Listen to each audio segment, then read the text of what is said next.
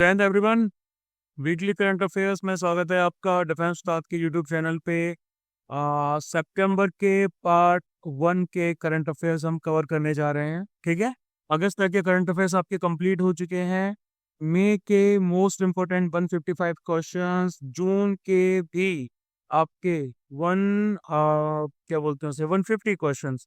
ये भाई हमारी करंट अफेयर्स के क्वेश्चंस हैं। इन क्वेश्चंस का एक्सप्लेनेशन आपका किया जा चुका है। इन क्वेश्चंस को हमने कवर किया हुआ है, आंसर की के साथ में इनको हमने कवर किया हुआ है। ठीक है, तो ये आप लोगों को कवर करने हैं। Most important current affairs question वाली जो सीरीज है उसमें आपको मिल जाएगा, रिसेंट वीडियोस में भी मिल जाएगा। ठीक है, और ये जो हमारी वीकली करंट अफेयर्स आ रहे हैं ये भी बहुत बहुत ज्यादा जरूरी है आप लोगों के लिए। जैसा आप सबको पता है, CDS 2 2024 और CDS 1 2024 में हमारे क्वेश्चन 35 और 40 में 20 से लेके 25 डायरेक्ट करंट अफेयर्स हमारी क्विजेस और इस वीकली शीट में से आता है। ठीक है, तो भाई आप लोगों को कवर करने हैं। और CDS का नोटिफिकेशन आ चुका है। CDS 1 2025 का नोटिफिकेशन हुए आपके तकरीबन एक वीक हो चुके हैं। अब भाई आपको फॉर्म भरना है। 31 दिसंबर जो है वो लास्ट डेट है। शाम को 6:30 बजे तक आपको ये फॉर्म है भरने को मिलेगा। ठीक है, इसी के साथ साथ मैं आपको बता देता हूँ कि भाई बसंतर 2 CDS 1 2025 के एनरोलमेंट स्टार्ट हो चुके हैं। 100 डेज का बैच 1 जनवरी से स्टार्ट होगा। 100 दिन रहेगा आपका, यानी कि 30 अप्रैल तक, जब तक हमारा CDS का पेपर नहीं हो जाए। ठीक है, मंडे से लेके सैटरडे तक GK की क्लास रहेगी। मंडे से लेके सैटरडे तक आपकी हर रोज मैथ्स की क्लास भी रहेगी। और हफ्ते में 3 बार आपकी जो है वो इंग्लिश की क्लास भी होगी, है ना। तो ये आपके लिए चीजें हैं, यानी कि लाइव क्लासेस भी हमारे पास हैं। लाइव के साथ साथ वो क्लासेस आपकी रिकॉर्डेड भी होंगी। जब कभी मिस कर देते हैं तो भाई आप रिकॉर्डेड क्लासेस भी अवेल कर सकते हैं, है ना। और इसी के साथ साथ क्या है कि भाई इसकी वैलिडिटी आपकी फुल 1 साल की रहेगी। और क्योंकि हमारा सिलेबस में कुछ खास चेंज नहीं होगा या नहीं हो सकता है, तो ये आपके लिए रेलेवेंट रहेंगे अगले 1 साल के अटेम्प्ट के लिए। भगवान करे आपको उसकी जरूरत ना पड़े, है ना। तो भाई ये हमारा प्रोविजन है। इसमें आप सिर्फ OTA के लिए भी इनरोल कर सकते हैं, 3500 फीस है। सिर्फ मैथमेटिक्स के लिए करना चाहते हैं तो 1500 है, और सारे सब्जेक्ट्स के लिए करना चाहते हैं सो 5000 इज द फीस। आपको पढ़ाई के अलावा बहुत बहुत सारी चीजें जो है डिफेंस स्टॉक के प्लेटफॉर्म पे मिलती हैं। आप सबको पता है भाई हमारे क्रेडेंशियल्स के बारे में, कितना हमारा एग्जाम कंटेंट आता है, कितनी सारी चीजें आती हैं। तो भाई मुझे नहीं लगता कि मुझे उसके बारे में बहुत ज्यादा एग्जिसरेट करके अगर कुछ और करके बताना चाहिए। रियलिटी आप लोगों के सामने। ठीक है, तो और एक इफेक्टिव कोर्स में आप लोग आना चाहते हैं जो कि आपके लिए बहुत बढ़िया रहे, स्ट्रेटेजी वाइज, सिस्टमेटिक वाइज, तो डिफेंस स्टाफ एकमात्र ऐसी जगह है जहाँ पर आपको CDS के लिए 100 डेज में बढ़िया तरीके से CDS का प्रिपरेशन जो है वो करवाई जाएगी। मतलब बहुत सारी चीजें इंक्लूडेड है। आप लोग इनरोल करने के लिए आराम से 8839961158 पर DM कर सकते हैं। ठीक है, चलो भाई अब हम बात कर लेते हैं भाई करंट अफेयर्स की। 1 तारीख से लेकर 9 सितंबर तक हमारे करंट अफेयर्स आ जाते हैं। सबसे पहले आता है कि telecommunication administration of digital Bharat Nidhi rules 2024 आपके नोटिफाइड किए गए। ये जो रूल्स हैं इनको डिपार्टमेंट ऑफ टेलीकम्युनिकेशन ने नोटिफाइड किया है ना। इनको जो पावर्स दी गई हैं टेलीकम्युनिकेशन एक्ट 2023 के द्वारा, उसको फॉलो करते हुए ये क्यों किया गया है, ताकि भाई जो हमारी डिजिटल भारत निधि है इसको ऑपरेशनलाइज किया जा सके, है ना। इसका संचालन किया जा सके। ये होता क्या है, DBN को टेलीकम्युनिकेशन एक्ट 2023 के द्वारा एस्टेब्लिश किया गया था, ताकि जो भी हमारी टेलीकॉम की स्कीम्स आती हैं उनकी फंडिंग की जा सके। ठीक है, कहाँ के लिए की जा सके, जो कि हमारे रिमोट एरियाज हैं, जो कि हमारे रूरल एरियाज हैं, है ना। यहाँ वाले जो आपके अभी तक के एरियाज है, यहाँ पर जिनको अभी तक हमने सर्व नहीं किया है, अंडर सर्व वाले एरियाज आ जाते हैं। अफोर्डेबल प्राइसेस में टेलीकॉम स्कीम्स यहाँ पर लागू की जा सकती। इसके द्वारा हमारा यूनिवर्सल सर्विस ऑब्लिगेशन फंड जो है इसको रिप्लेस किया जा रहा है। इसको बेसिकली आपका लागू किया गया था इंडियन टेलीग्राफ एक्ट 1885 के द्वारा। ठीक है, लेकिन अब हमारी डिजिटल भारत निधि आ चुकी है। USO की बात करें तो ये भी एक non lapsable pool of fund आ जाता है, जो कि universal access levy through the license fees, मतलब बेसिकली जो आपकी लाइसेंस फी चार्ज की जाती थी डिपार्टमेंट ऑफ टेलीकम्युनिकेशंस के द्वारा, है ना, उसके बेसिस पे भाई इसका फंड जो है वो जनरेट होता। फिर हम बात करते हैं रिसर्चर्स ने स्टडी की है माइटोकॉन्ड्रियल डायनेमिक्स की, बेसिकली माइटोकॉन्ड्रिया की स्टडी की है कि इससे पार्किंसन की डिसीज जो है वो कैसे ठीक की जा सकती है। पार्किंसंस डिसीज की बात करें तो ये एक न्यूरो डिजेनरेटिव डिसीज होती है ना, जो कि आपके ब्रेन सेल की डेथ की वजह से होती है। जो हमारे ब्रेन सेल्स हैं ये धीरे धीरे खत्म होने लगते हैं, ठीक है, तो इनकी वजह से भाई ये डिसीज होती है। इसके साथ साथ आपके एनवायरनमेंट में जो टॉक्सिक होते हैं, टॉक्सिक प्रोटीन्स होते हैं, उनका जब फ्रेगमेंटेशन होता है, टाई फंक्शंस होता है जो कि माइटोकॉन्ड्रिया के अंदर प्रेजेंट है, जैसे कि भाई आपका मैंगनीज आ जाता है, मैंगनीज इंड्यूस्ड एक प्रोटीन आ जाता है, किसको कहा जाता है, पार्किंसोनिज्म।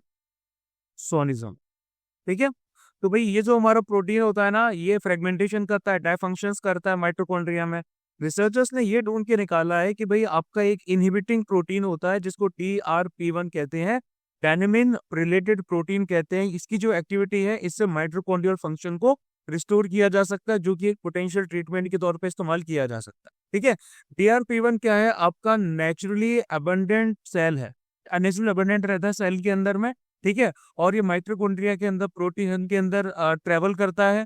जब वो छोटे छोटे साइजेस में डिवाइड हो जाते हैं, हायर मोबिलिटी के लिए, क्वालिटी कंट्रोल के लिए। लेकिन अगर ज्यादा DRP1 की एक्टिविटी होगी तो उसकी वजह से एक्सेसिव डिवीजन हो सकता है, जिसकी वजह से फ्रेगमेंटेड माइटोकॉन्ड्रिया हो सकता है और इम्पेयर्ड फंक्शंस हो सकते हैं। पार्किंसंस डिसीज के क्या सिम्टम्स आते हैं, तो भाई वो सिम्टम्स यहाँ पर लिखे गए हैं। फिर हम बात करते हैं ग्रे वुल्फ के बारे में। देखो रिसेंटली यूपी में बहराइच जो है, बहराइच में क्या हुआ कि एक मैन ईटिंग वॉल्फ का अटैक, मतलब कि आदमखोर जो भेड़िया था उसका अटैक स्टार्ट हो गया, जिससे आपके तकरीबन 35 विलेजेस जो हैं वो हाई अलर्ट में थे, है ना। और ऑपरेशन भेड़िया आपका चलाया गया फॉरेस्ट ऑफिशियल्स के द्वारा इसको कैप्चर करने के लिए। अब अगर हम ग्रे वुल्फ की बात करें तो इसका डिस्ट्रीब्यूशन यानी कि इंडिया में दो स्पीसीज आ जाती है। एक तो हमारा इंडियन वुल्फ आ जाता है, ठीक है, और दूसरा आपका क्या बोलते हैं, हिमालयन वुल्फ या फिर तिब्बतन वुल्फ कहा जाता है। ठीक है, इसको सिंपल हम हिमालयन या फिर तिब्बतन वुल्फ भी कहते हैं। अब अगर हम इंडियन वुल्फ की बात करें तो उसका नाम होता है कैनिस लुपस पेलिबिस। ठीक है, ये आपका राजस्थान में भी मिलता है, गुजरात में भी मिलता है, पेनिसुलर इंडिया में भी मिलता है। जबकि हिमालयन या फिर जो तिब्बतन वुल्फ होता है इसको कैनिस लुपस ल्यूपस चैनको कहा जाता है। ये अपर ट्रांस हिमालयन रेंजेस में आता है। इनकी अगर ओवरऑल बात करें, हम ग्रे वुल्फ की बात कर रहे हैं, तो ये 6 से 8 इंडिविजुअल्स के ग्रुप में या पैक में रहता है, बहुत तेजी से दौड़ता है, मोनोगेमस होता है। मोनोगेमस होता है मतलब कि ये मेल डोमिनेंस हायरार्की को फॉलो करता है। ठीक है, और उसके साथ साथ ये क्या बोलते हैं, जिंदगी भर एक ही के साथ मेटिंग करता है, एक ही फीमेल के साथ मेटिंग करता है। अपने अलग अलग वोकलाइजेशन और सेंट मार्किंग के जरिए ये कम्युनिकेट करते हैं। IUCN ने इनको लीस्ट कंसर्न की श्रेणी में डाला हुआ है और हिमालयन वुल्फ को डाला हुआ है वनरेबल की category. Wild life protection act 1974 ने इनको शेड्यूल 1 की कैटेगरी में रखा हुआ। फिर हम बात करते हैं LGBTQIA+। ये कोई सब्सक्रिप्शन नहीं है, बेसिकली गवर्नमेंट ने बहुत सारे इंटरिम मेजर्स जो हैं LGBTQIA+ कम्युनिटी के लिए लागू की, है ना। सेंटर ने ये अनाउंस किया है कि LGBTIQA+ के जो कपल्स हैं, जो पार्टनर्स हैं, जो कि क्वीर रिलेशनशिप्स में हैं, अब उनको एक ही घर का माना जाएगा। राशन कार्ड्स के पर्पस के लिए उनको एक हाउस होल्ड का पार्ट माना जाएगा। इसके साथ साथ ministry of health and family welfare जो आ जाती है, उन्होंने सारे स्टेक होल्डर से ये भी बोला है कि LGBTQIA+ के जो राइट्स है हेल्थ केयर में, है ना, कन्वर्जन थेरेपी वगैरह में, उसमें भी आपको स्टेप्स लेने पड़ेंगे। प्लस इन्होंने कुछ गाइडलाइंस भी बनाई है। ठीक है, इस गाइडलाइन के बेसिस पे मेडिकल इंटरवेंशंस जो होते हैं, जो इन्फेंट्स के लिए लिए जाते हैं, जो चिल्ड्रंस के लिए लिए जाते हैं, जिनमें डिसऑर्डर्स होते हैं सेक्सुअल डिफरेंशिएशन के, यानी कि इंटरसेक्स वाले, ठीक है, इनको मेडिकली नॉर्मल लाइफ बिना कॉम्प्लिकेशंस में जीने के लिए मेडिकल इंटरवेंशंस किए जाएंगे और कन्वर्जन थेरेपी जो है उसको रोका जाए। फिर हम DNA रिपेयर की बात करते हैं तो साइंटिस्ट ने रिसेंटली क्या डिस्कवर किया है कि एक नया टारगेट कैंसर ट्रीटमेंट के लिए उसको यूज किया जाता है कैंसर सेल्स के द्वारा, ताकि DNA रिपेयर सेल डिवीजन के दौरान किया जा सके। देखो भाई, ये जो हमारे कैंसर सेल्स होते हैं ये एक एंजाइम को यूज करते हैं जिसका मतलब होता है TDP1, है ना। ये TDP1 क्या करता है, ये DNA को रिपेयर करता है, यानी कि जो भी DNA में हमारा डैमेज हो जाता है, ये डैमेज आपका कीमोथेरेपी के दौरान होता है, जो कि कैंसर के ट्रीटमेंट के लिए यूज किया जाता है। ठीक है, कीमोथेरेपी के दौरान अलग अलग ड्रग्स होती हैं आपकी, जैसे कि एक हो जाता है कैम्पोथेसिन। ठीक है, इससे कैंसर के लिए रेजिस्टेंस जो होता है वो डेवलप किया जाता है बॉडी में। तो ये जो डीएनए रिपेयर होता है, ये एक ऐसा मैकेनिज्म होता है किसी भी सेल के अंदर, जिससे वो उस पर्टिकुलर डीएनए के कोडिंग की इंटीग्रिटी को मेंटेन करता है, टूटने नहीं देता उसको, है ना। ये प्रोकैरियोटिक और यूकैरियोटिक ऑर्गेनिज्म दोनों में पाया जाता है। इसमें किसी स्पीसीज का सर्वाइवल इंश्योर किया जाता है। डीएनए में अगर म्यूटेशन आ गया तो फिर वो स्पीसीज आगे जाके बदल सकती है। तीन तरह के रिपेयर मैकेनिज्म आ जाते हैं। पहला तो आ जाता है डायरेक्ट रिवर्सल, डैमेज का डायरेक्ट रिवर्स किया जाता है। दूसरा रहता है, इसको कहा जाता है एक्सीजन रिपेयर। ठीक है, और एक रहता है पोस्ट एप्लीकेशन रिपेयर। फिर बात करेंगे इंडिया पोस्ट पेमेंट बैंक की, तो भाई 7th फाउंडेशन डे इनका जो है वो मनाया गया। इसको एस्टेब्लिश किया गया था department of post ministry of communication के अंडर। 100% इक्विटी जो है वो गवर्नमेंट ऑफ इंडिया की आ जाती है। इनका सीधा सा एम है हर हाउस होल्ड को इंडिया में बैंकिंग सर्विसेज प्रोवाइड कराना, एफिशिएंट बैंकिंग सर्विसेज प्रोवाइड करना, और उनको फाइनेंशियली सिक्योर बनाना, ताकि ये पोस्टल नेटवर्क्स के द्वारा करना। इसमें तकरीबन हमारे 1,61,000 प्लस पोस्ट ऑफिसेस आ जाते हैं। ठीक है, क्या क्या सर्विस देते हैं भाई ये आपको सेविंग्स एंड करंट अकाउंट की ऑप्शंस देते हैं। डायरेक्ट बेनिफिट ट्रांसफर जो सरकार के आते हैं वो आपको देते हैं। बिल एंड यूटिलिटी पेमेंट्स का ऑप्शन देते हैं। उसके साथ साथ third party products like loans हो गए, इंश्योरेंस हो गए, इनकी एक्सेस भी ये आपको देते हैं। फिर बात की जाए कि विंडफॉल टैक्स की, भाई सेंटर ने क्या कहा है? सेंटर ने कहा है कि भाई जो हम डोमेस्टिकली क्रूड ऑयल का प्रोडक्शन कर रहे हैं, इसमें से विंडफॉल टैक्स आपका रिड्यूस किया जाए। क्या होता है? ये एक सर टैक्स होता है जो कि गवर्नमेंट के द्वारा इम्पोज किया जाता है बिजनेसेस पे या इकोनॉमिक सेक्टर्स पे, जो कि इकोनॉमिक एक्सपेंशन की वजह से प्रॉफिट कमा रहे हैं, है ना। गवर्नमेंट इस टैक्स को लगाते हैं सर्टेन इंडस्ट्रीज पे जिनको अब एवरेज प्रॉफिट मिल रहा है इकोनॉमिक ग्रोथ की वजह से, फेवरेबल इकोनॉमिक कंडीशंस की वजह से। इसका सीधा सा पर्पस ये रहता है कि इनको जो प्रॉफिट मिल रहा है उसको रीडिस्ट्रीब्यूट करना है, उसको दूसरी जगह भी बांटना है। कौन सी जगह बांटना है? किसी एक पर्टिकुलर एरिया में या किसी सोशल गुड के भाई कॉज के लिए। तो गवर्नमेंट जस्टिफाई इस टैक्स को कुछ इस तरीके से करती है कि भाई ये जो प्रॉफिट है ये आपके इस एंटिटी, इस कॉर्पोरेशन के एफर्ट्स की वजह से सिंपल नहीं है, बल्कि एक्सटर्नल फैक्टर्स जो हमने क्रिएट किए हैं इनके फेवरेबल कंडीशंस के लिए, उनकी वजह से भी भाई आ जाए। इसलिए भाई ये विंडफॉल टैक्स लगाते हैं। उसके बाद हम बात करेंगे पॉलीग्राफ टेस्ट की, तो सीबीआई ने रिसेंटली पॉलीग्राफ टेस्ट कंडक्ट किए हैं। ये आपका एक रेसिडेंट डॉक्टर जिनका रेप और उसका मर्डर कर दिया गया था RG कर मेडिकल कॉलेज कोलकाता में, उसके रिस्पेक्ट। ठीक है, यानी कि इस टेक्स्ट को हम क्या बोलते हैं? इसको बोलते हैं डिसेप्शन डिटेक्शन टेस्ट। ठीक है, मतलब इसके अंदर होता है नार्को एनालिसिस एंड इसके साथ आपकी ब्रेन की मैपिंग भी की जाती है। ठीक है, मतलब क्या सिनेरियो होता है, यानी कि ये इस प्रिजम्पशन पे काम करता है कि स्पेसिफिक साइकोलॉजिकल रिस्पॉन्सेज जो रहते हैं वो आपके ट्रिगर हो जाते हैं जब कोई इंसान झूठ बोल रहा होता है ना। ये टेस्ट क्या करते हैं? आपके बहुत सारे साइकोलॉजिकल रिस्पॉन्सेज को देखते हैं भाई। लाइक आपका जो ब्लड प्रेशर है, आपके ब्लड प्रेशर को देखा जाता है, चेस्ट ब्रीथिंग को देखा जाता है, पेरिफेरल कार्डियोवास्कुलर एक्टिविटी देखी जाती है, इलेक्ट्रोक्यूटिनस एक्टिविटी देखी जाती है, एब्डोमिनल ब्रीथिंग हो गया है, माइक्रोफोन लगा हुआ रहता है यहाँ पे।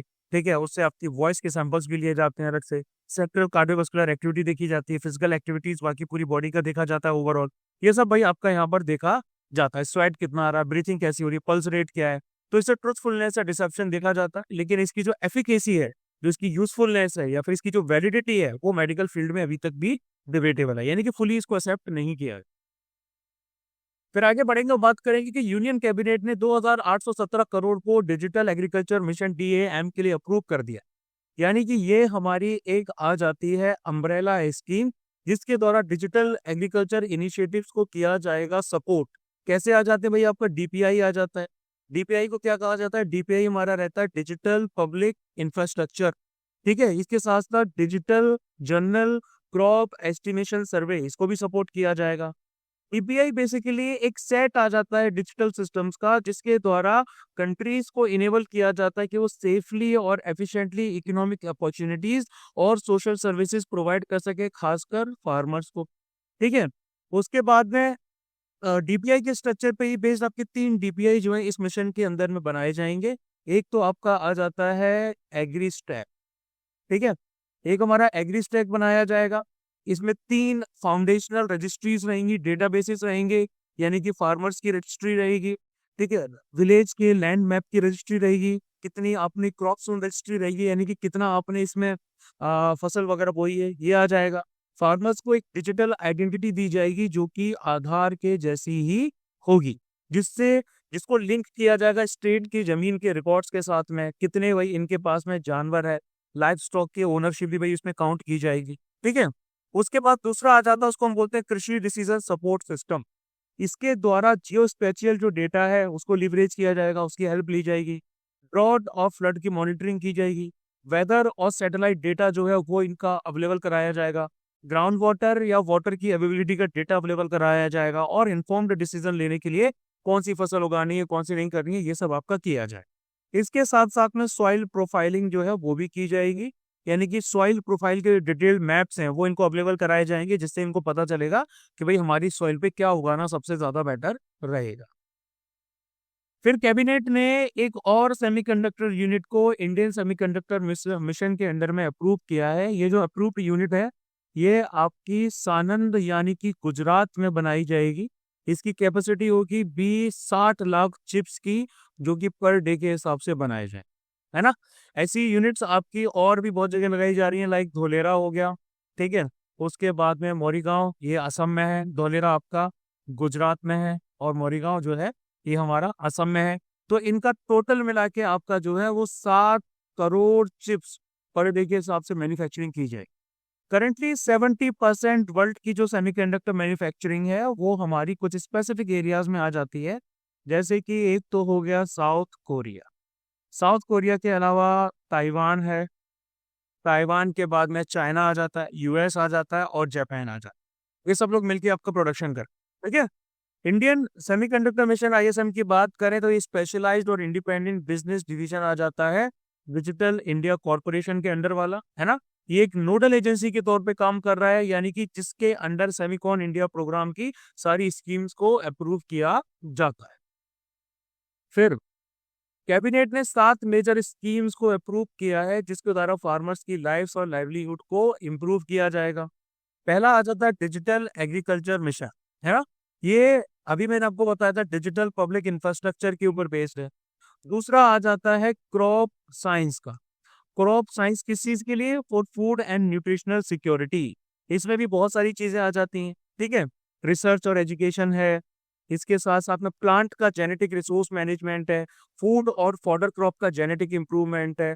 पल्स और oil seed crop crop improvement है। कमर्शियल क्रॉप्स का इम्प्रूवमेंट है। रिसर्च आ जाता है इंसेक्ट्स पे, माइक्रोवेव्स पे, पॉलिनेटर्स वगैरह पे। तीसरा आ जाता है भाई आपका strengthening agricultural education, management and social sciences. ठीक है। ये आ जाता है आईसीएआर के अंडर में, यानी कि Indian council of agriculture research के अंडर में, और ये इंटीग्रेट होता है national education policy, sorry new education policy 2020 के साथ, यानी कि लेटेस्ट टेक्नोलॉजीज पे फोकस दिया जाएगा। Digital TPI, AI, big data, remote sensing वगैरह वगैरह। नेचुरल फार्मिंग के लिए फार्मर्स को इम्प्रूव इंकरेज करना, क्लाइमेट रेजिलेंस क्रॉप्स वगैरह डेवलप करने के लिए। उसके बाद आ जाता है sustainable livestock health and production programme. इसमें एनिमल हेल्थ मैनेजमेंट पे फोकस किया जाएगा, वेटरनरी एजुकेशन पे किया जाएगा, डेयरी प्रोडक्शन पे, टेक्नोलॉजी डेवलपमेंट पे, एनिमल जेनेटिक रिसोर्स मैनेजमेंट पे, है ना, प्रोडक्शन पे, इंप्रूवमेंट पे, एनिमल न्यूट्रिशन पे, इन सब पे। उसके बाद आता है सस्टेनेबल डेवलपमेंट ऑफ हॉर्टिकल्चर, यानी कि tropical, subtropical, temperate horticulture crops पे फोकस किया जाएगा। Root, tuber, bulbous, arid crops हो गई, वेजिटेबल, फ्लोरिकल्चर, मशरूम क्रॉप्स वगैरह। इसके साथ साथ आपका जो कृषि विज्ञान केंद्र है उनको मजबूत किया जाएगा। ठीक है। और उसके साथ एक और चीज आ जाती है, नेचुरल रिसोर्स मैनेजमेंट भी किया जाए। फिर क्या होता है कि भाई हमारी एक रिपोर्ट आई है, इसका नाम है south east Asia regional status report on road safety, जिसको डब्ल्यूएचओ ने लॉन्च किया है ना। ये आपकी लॉन्च की गई है 15th world conference on injury prevention and safety promotions पे। ठीक है, तो इसके द्वारा ये पता चल रहा है कि साउथ ईस्ट एशिया एशिया का जो रीजन है 28% वर्ल्ड के ग्लोबली रोड के ट्रैफिक एक्सीडेंट की जो डेथ्स होती हैं वो यहाँ पर होती हैं, जो कि टोटल आपकी 3,30,222 आ जाती है। इंडिया की बात करें तो इंडिया में रोड ट्रैफिक डेथ 2021 की हम बात करेंगे तो आ जाती हैं 2,16,618। ठीक है, यानी कि 2010 के कंपैरिजन में +2.1% का इंक्रीमेंट हुआ है। जबकि रोड ट्रैफिक जो डेथ्स थी आपकी ये आ जाती है टोटल 153,970। ठीक है, उसके बाद में क्या बोलते हैं 2 से लेके 3 व्हीलर्स के जो ड्राइवर्स होते हैं राइडर्स होते हैं, इनकी डेथ सबसे हाईएस्ट थी 45% के आसपास। और रोड ट्रैफिक डेथ पर लाख पॉपुलेशन की अगर हम बात करें कि भाई 1 लाख पॉपुलेशन में रोड ट्रैफिक डेथ अपनी कितनी हो रही है, तो इंडिया के लिए 15.4 का ये डेटा था, जो कि ग्लोबल 15% से ज्यादा आ जाता है। फिर हम बात करेंगे ई श्रम पोर्टल की, तो ई श्रम जो है इन्होंने 30 करोड़ रजिस्ट्रेशन ले लिए हैं, जो कि सिर्फ 3 साल में इनको मिले। यानी कि ये एक वन स्टॉप सॉल्यूशन के तौर पे आ जाता है हमारे देश के अनऑर्गेनाइज सेक्टर्स के वर्कर्स के लिए, है ना। इसके जरिए ये क्या करना चाहते हैं, एक नेशनल डेटाबेस बना रहे हैं। ये नेशनल डेटाबेस आपका अनऑर्गेनाइज्ड वर्कर्स के लिए रहेगा। इसमें माइग्रेंट वर्कर्स भी आ जाते हैं, कंस्ट्रक्शन वर्कर्स आ जाते हैं, गिग और प्लेटफॉर्म वर्कर्स आ जाते हैं, है ना। और इसकी जो सीडिंग है यानी कि इसकी जो लिंकिंग है वो आधार के साथ में की जाएगी। इसको लॉन्च किया है ministry of labour and employment ने। ठीक है, इनका सीधा सा काम है कि जो भी सोशल सिक्योरिटी स्कीम्स है उनका पूरा का पूरा जो बेनिफिट है वो अलग अलग मिनिस्ट्रीज और डिपार्टमेंट्स के थ्रू अनऑर्गेनाइज्ड वर्कर्स तक पहुंचना चाहिए। लाइक हमारी प्रधानमंत्री जीवन ज्योति बीमा योजना आ जाती है ना, प्रधानमंत्री सुरक्षा बीमा योजना आ जाती है, आयुष्मान भारत योजना जो है ये सब आ जाती है। फिर उसके बाद investor education and protection fund authority IEPFA की बात करेंगे तो इन्होंने नया 5 डिजिट का टोल फ्री नंबर 14453 जो है इसको लॉन्च किया, ताकि क्लेमेंट क्वेरीज को, जो आपकी क्लेमेंट क्वेरीज आ रही है उनको बेटर तरीके से देखा जा सके। ये पूरी बॉडी हमारी आ जाती है मिनिस्ट्री ऑफ कॉर्पोरेट अफेयर्स के अंडर में। कंपनीज एक्ट 2013 में भाई इसको स्टेब्लिश किया गया था। हमारे देश का जितना भी इन्वेस्टर एजुकेशन प्रोटेक्शन फंड है उसको मैनेज करने के लिए, है ना, इन्वेस्टर्स के इंटरेस्ट को सेफगार्ड करना, उनको फैसिलिटेट करना, प्लस शेयर्स की प्रॉपर उनको रिफंडिंग भी होनी चाहिए। अनक्लेम्ड जो डिविडेंड्स हैं, जो प्रॉफिट्स हैं जिनको क्लेम नहीं किया गया है वो उन तक पहुंचाना, मैच्योर्ड डिपॉजिट्स और डिवेंचर्स वगैरह को उन तक पहुंचाना। तो अपनी इनिशिएटिव्स के थ्रू IEPFA ट्रांसपेरेंसी इंश्योर करना चाहती है, इन्वेस्टर्स के राइट्स को प्रोटेक्ट करना चाहती है और फाइनेंशियल लिटरेसी हमारे देश में बढ़ाना चाहती है। फिर बात की जाएगी कोकोआ यानी कि थियोब्रोमा केकोआ एल की। साइंटिस्ट क्या करना चाह रहे हैं, साइंटिस्ट कोकोआ को ट्रॉपिक से और भी ज्यादा बियॉन्ड में उगाना चाह रहे हैं ताकि ये ज्यादा रेजिलिएंट बना सके। अब देखो कोकोआ हमारी एक ट्रॉपिकल क्रॉप और पेरिनियल क्रॉप है, यानी कि साल के 12 महीने उग सकती है। मेनली ये आपको मिलेगी अफ्रीकन कॉन्टिनेंट, इंडिया में ये हमारे सदर्न स्टेट्स में उगाया जाता है। इसका ओरिजिन जो है वो आपका साउथ अमेरिका के अमेजन रीजन में यानी कि ट्रॉपिक्स के आसपास ही हुआ है, ट्रॉपिक्स के अंडर ही हुआ है। क्लाइमेटिक रिक्वायरमेंट्स की बात करें तो भाई इसमें रेनफॉल तकरीबन 1250 से लेके 300 पर एनम के हिसाब से मिलनी चाहिए, through out the year distributed रहना चाहिए। टेम्परेचर 15 से लेके 39 डिग्री सेल्सियस होना चाहिए। सही टेम्परेचर इनको सूट करता है 25 डिग्री सेल्सियस के आस। प्रीडोमिनेंटली ये आपका क्ले लोमी जो सॉइल होती है उसमें उगती है, सैंडी लोमी सॉइल में भी उगती है। फ्लडिंग विदस्टैंड कर सकती है लेकिन स्टैग्नेंट वाटर लॉग कंडीशंस नहीं कर सकती। मतलब इनके आसपास जो है पानी की वाटर लॉगिंग जो है वो नहीं होनी चाहिए। फिर बात की जाए कि जियोग्राफिक इंफॉर्मेशन सिस्टम यानी कि GIS की, तो national highway authority of India तकरीबन 100 टोल प्लाजास जो हैं उनको ट्रैकिंग करेगी। किसके द्वारा, GIS बेस्ड सॉफ्टवेयर रहेगा उसके द्वारा, ताकि नेशनल हाईवेज पे ट्रैफिक का मूवमेंट सीमलेस तरीके से हो सके। अब ये जो भाई GIS है ना, ये हमारी जियो स्पेटियल टेक्नोलॉजी के अंडर में आ जाती है। कंप्यूटर बेस्ड टूल होता है जिसके द्वारा मैपिंग की जाती है, एनालाइज किया जाता है चीजों को, है ना, जो एग्जिस्ट कर रही हैं, और इवेंट्स जो कि भाई हमारे अर्थ पे हो रहे हैं। ठीक है।